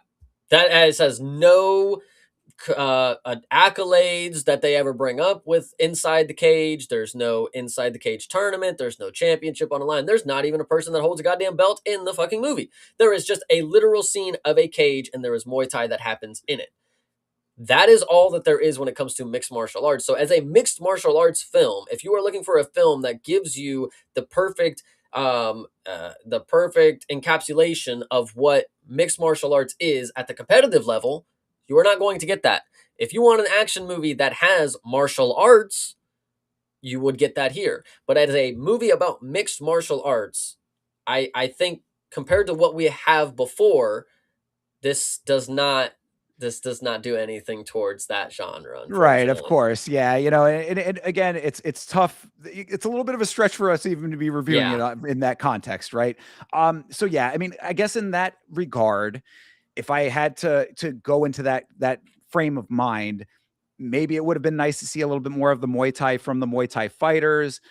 Maybe it would have been nice to see some actual representation of other martial arts that are not the cartoonish kung fu. It just within this world a little bit. Like you could have made this more of a mixed martial arts film if you wanted it to be. Obviously, that was not the aim of the producers and the director or whatever. So, it was never going to be that potentially. But like you did have a cage, you did have fighters within that cage. You had Muay Thai representation in that regard. So maybe it would have been nice to see a little bit more of that kind of thing showcased. So from that perspective, I mean, yeah, you got to maybe give it like a 5, but like if you're looking at it as a martial arts film, then knowing that it's cartoony for that style of martial arts, it's very good. So I mean, like yeah. again, it's how you define it. So like, whatever your version of what you are looking for out of the film is what ultimately you will take away when it comes to our analysis in a mixed martial arts context. As an actual MMA film, it's really not that, so it's hard to put it into that box. So I don't know. I guess maybe like a 5 would be generous for as a mixed martial arts film. But if we're talking as a martial arts film, period, I mean, I think that this is some of the best kung fu action movie martial arts that we've seen on screen in quite some time. I mean, I would say that it's got to be in like the 9 range for that. Like if we're looking in as just as that version of it. No, absolutely. Like what I was witnessing here, like I was sitting here thinking, like, Jesus Christ, is this what people thought like when they watched Jackie Chan? Were they like, is this what they were seeing? Like That's what I'm saying. I'm totally into this style of it because Uh, it's fun, guys. I hate to break it to you. Like, you may think it's stupid, and it is, but it is fun, stupid. There are plenty of bad, stupid that make you feel dumb for watching it. This doesn't make you feel dumb for watching it. Actually, there's a lot of things that, are very mature things that go on here as well, just being disguised behind a bunch of fucking random techniques in kung fu. Well, So so put a number on it though, Chase. If I'm going to give it a 5 on mixed martial arts terms, what are you doing? I'm gonna go ahead and give it a 6 because even if you could have a mixed martial arts film that compared to this one, and it may do better for mixed martial arts competitively, when it comes to like the sport inside the octagon, but it may not be that good of a fucking movie as it is. So I would say this might just be higher on the scale just because the movie is so good itself, and it does have to do with martial arts. It may not be mixing the martial arts that you are traditionally seeing inside the octagon, but they are mixing a lot of you talked about on stream that one time. Isn't there a Peruvian martial arts where you defend a knife? Yeah, Oh that's yeah, that's what Peruvian knife that's what fighting. they were doing. That's what they were A doing in this. Filipino. Yeah, yeah, absolutely. Yeah, no, you're sure. Right. It's funny that you mentioned that because that was literally what I was going to say. Like, yeah, I mean, you're bringing weapons into the equation and anything can be a weapon. That's certainly a mixture of things there, Yeah, isn't it? So, I mean, yeah, again, it's like these numbers that I feel like my numbers are a lot lower for this film than they should be based on how much I enjoyed this film. But again, your own interpretation as far as like what you want out of an MMA movie, if that's what you're going into it for. But I would say don't go into it thinking that it's going to be an MMA movie and you'll be fine.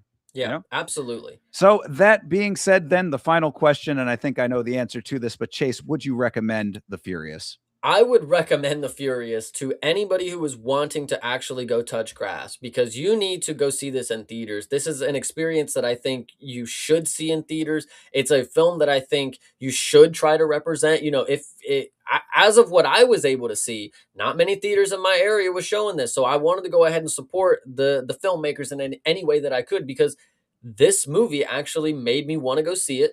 Like I said before, name the last time you saw a movie trailer that you wanted to go see. Name the last time you actually went and saw it in theater. And name the last time it was actually good. The trifecta is right here, guys. Go watch this movie in theaters. I mean, nailed it right there. Yes, I also would recommend The Furious for all of those reasons, 100%. I mean, this was such a satisfying experience overall, and really, again, that the hook of the first half of this film that draws you in. Like I would, it's very rare. It's very rare that you get all of those things, but also like that gives you that feeling of all of those things. Like, I'm sitting there and I could feel myself smiling. I'm like, oh man, this is Yes. wow, like this is really cool. Like I'm really enjoying this right now. I'm just kind of like enthralled in what I'm seeing and stuff. Yeah, it absolutely is that, and it goes back to what I had said earlier during the spoiler free. Show the support for a film like this to show that you want more films like this. Doesn't have to be exactly this type of film, but just that. I think that everybody in the film enjoying public is tired of the slop that we get on a regular basis, the sequels, the prequels, the comic books, all of the standard fare that you are kind of played out on. This is not that. This is something unique. It is fresh. It is cool. It has an emotional anchor that is compelling. It's got everything that you want in a movie. It is ultimately a very satisfying experience. Absolutely see this film.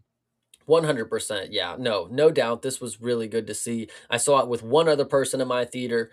No gasps when we saw the third quarter fucking scare or whatever you want to say, but even without that, I thought the film was awesome. Well, and I'm glad you did mention that because I would have forgot. But that is one thing I will caveat all of it with.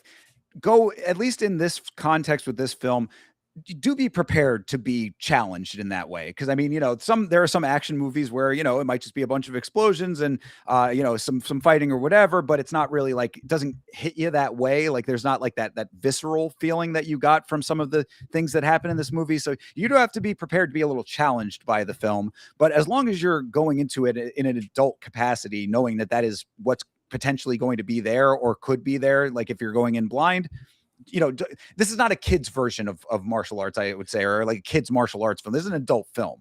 Yeah. But as long as you're, of the mindset to be okay with that, then yeah, I mean, there's really nothing, no barrier to wanting to watch this film. 100%. Yeah. All right. Well, then that is it. Then I mean, dude, thinking about this versus our review of Beast, which was also a day one review. Obviously, we had a lot more to say about this, and I think it shows the level of quality.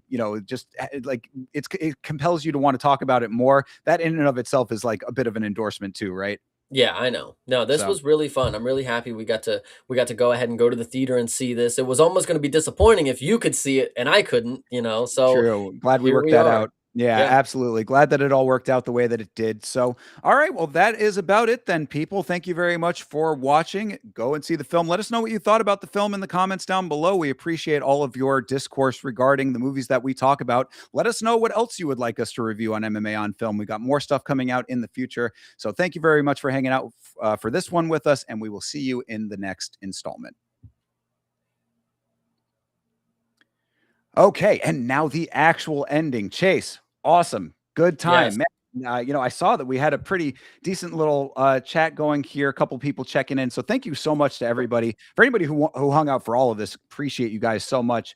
Bloomis checking in, TJF, Meat Rocket, Sarah Toby, also Sam the Dragon, who changed his name just recently. Sam, appreciate you, brother. And yeah, that looks like it's about it. So thank you guys very much for hanging out with us for this one. Anything else, Chase, that you wanted to talk about? I'm just happy we got to do this, man. I'm really excited for the next one. Too bad we didn't get to see a trailer for the next MMA on film that we're going to do, but Yeah, it's okay. we didn't talk. That's another funny thing that I didn't mention there. But like, I think during the Beast review, we talked a little bit about trailers. I don't remember if we did or not, but like, again, talks about the quality level, of each film where it's like, we didn't, we needed to get right into this film. We didn't, there are no obstructions there, but, did you at least want to talk about the trailers at all? I don't think we really had much to say. No, nothing really stood out. And like that's the point that I was making earlier. This is a trailer for a movie that stood out and we needed to talk about it. And we said we are going to see that. Nothing's done that yet. The Nothing's done only it. one that I thought was interesting, and we talked about this a little in the Discord. I thought that the Fall 2 trailer was very. Is there a Fall 1? Did I not see Yes. there? You know this movie? It is just called Fall. Yes. Yeah, and is it It's basically the same thing? I from I have not seen it. All Okay. that I know it is two people on top of a radio tower and Ah, like the ladder breaks or whatever. So the whole movie okay. is just looking down and not looking down. Gotcha. Yeah. Yeah, but there's like a twist to it. There's a Yeah. twist to it. So Okay. I think I don't know. I don't know. But yeah, So so maybe Fall 2 did not look great to me. But Fall 2 obviously is a shitty title anyways, but it's fine. well, I mean, I guess maybe it's like an anthology series about people being stuck in places where they could potentially fall. You're not wrong. You're not wrong. That's probably what What it is. I look, I guess maybe I mean, I don't really have a tremendous fear of heights, but I thought that the trailer itself was pretty effective. I liked it. I thought it certainly was like compelling the way that they were presenting, the precarious nature of these people being on the side of a mountain, potentially falling to their death. Mhm. So I don't know. I thought that that one was pretty good. Obviously, the Odyssey trailers have been running on every film, so we talked a little bit about that off stream. Do you have more of an opinion about that film besides what we talked about? I'm excited to see it, you know? I It kinda gives me vibes like, Clash of the Titans kinda deal. Obviously, we don't have gods or anything, but, like, that's kind of the vibe that I was getting from it. I kinda like the scale. Little Cyclops look cool, little traditional Cyclops. I kinda like that kinda looking guy, you know? So, and then I said, what I was telling you before, with the level of cast that they have, and then the budget that is also tied to it, I mean, it better be good. I mean, it better be good. Let me say that. So yeah, I'm excited to see it. I don't know if I'll go see it in theaters because I'm only seeing things in theaters that we talk about on the podcast. But if it came out and it's not 4.5 hours long or something, yeah, I'll fucking watch it maybe. Yeah, I would say I'm in the same boat with that. I think that they've been really saturating us with the trailers for it and like trying to bring a lot of hype to it. You know, it's a Christopher Nolan film, obviously that brings its own level of involvement and interest. But I'm like, I think it's gotten to the point where just we need to just see it already instead of seeing it in bits and pieces in trailers. But that would really be my only note from this viewing of the trailer that we saw in this time. Yeah, 100%. Yeah, I can't think of anything else that I saw that was Yeah, really remotely good. there was that one that Bloomis had posted in the Discord that looked okay. That like monster movie with it's like another I think Disclosure Korean. Day? No, not Disclosure Day. Oh, It's a Korean one. I don't know. Did you not get this trailer? It was the no, I one didn't see it. he posted it in the Discord a while back, but it's like it looks maybe like almost post-apocalyptic or like after an invasion of some sort, and it's just like monsters running around. It didn't look all that interesting to me, but I just remember it from him posting the trailer. But yeah, I was just going back to see if there were any other trailers that I had mentioned that I saw that were like anything even worth like talking about. Oh, I mean, I guess we talked a little bit about the John Malkovich and Sam Rockwell movie. Eh. Yeah, that's not necessarily my type of movie, but some people like Sam Rockwell's performances. John Malkovich, he's been around for a while. I'm sure whoever's cup of tea it is, I'm sure that movie's fine. But looks a little too, like I don't know, like if you ever watched the movie or if you ever heard the movie, I think it was called The Press or something like that. It came out in like 2018 and it had like fucking Tom Hanks and shit in it.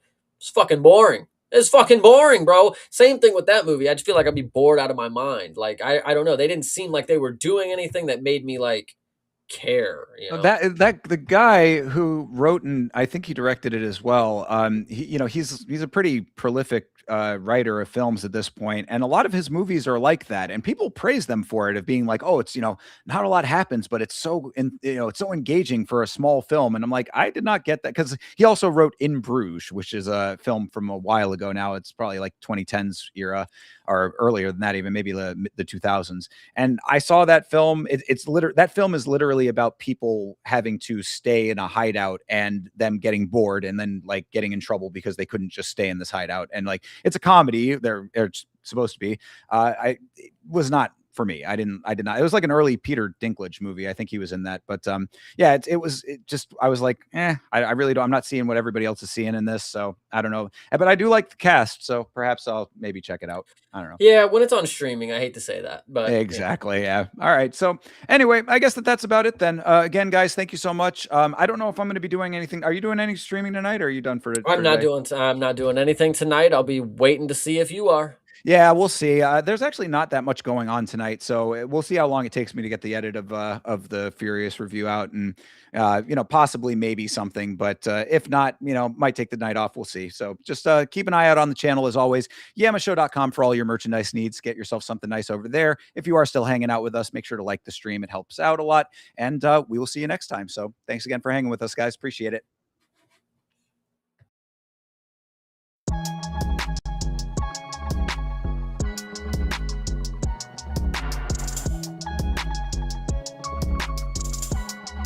Insane.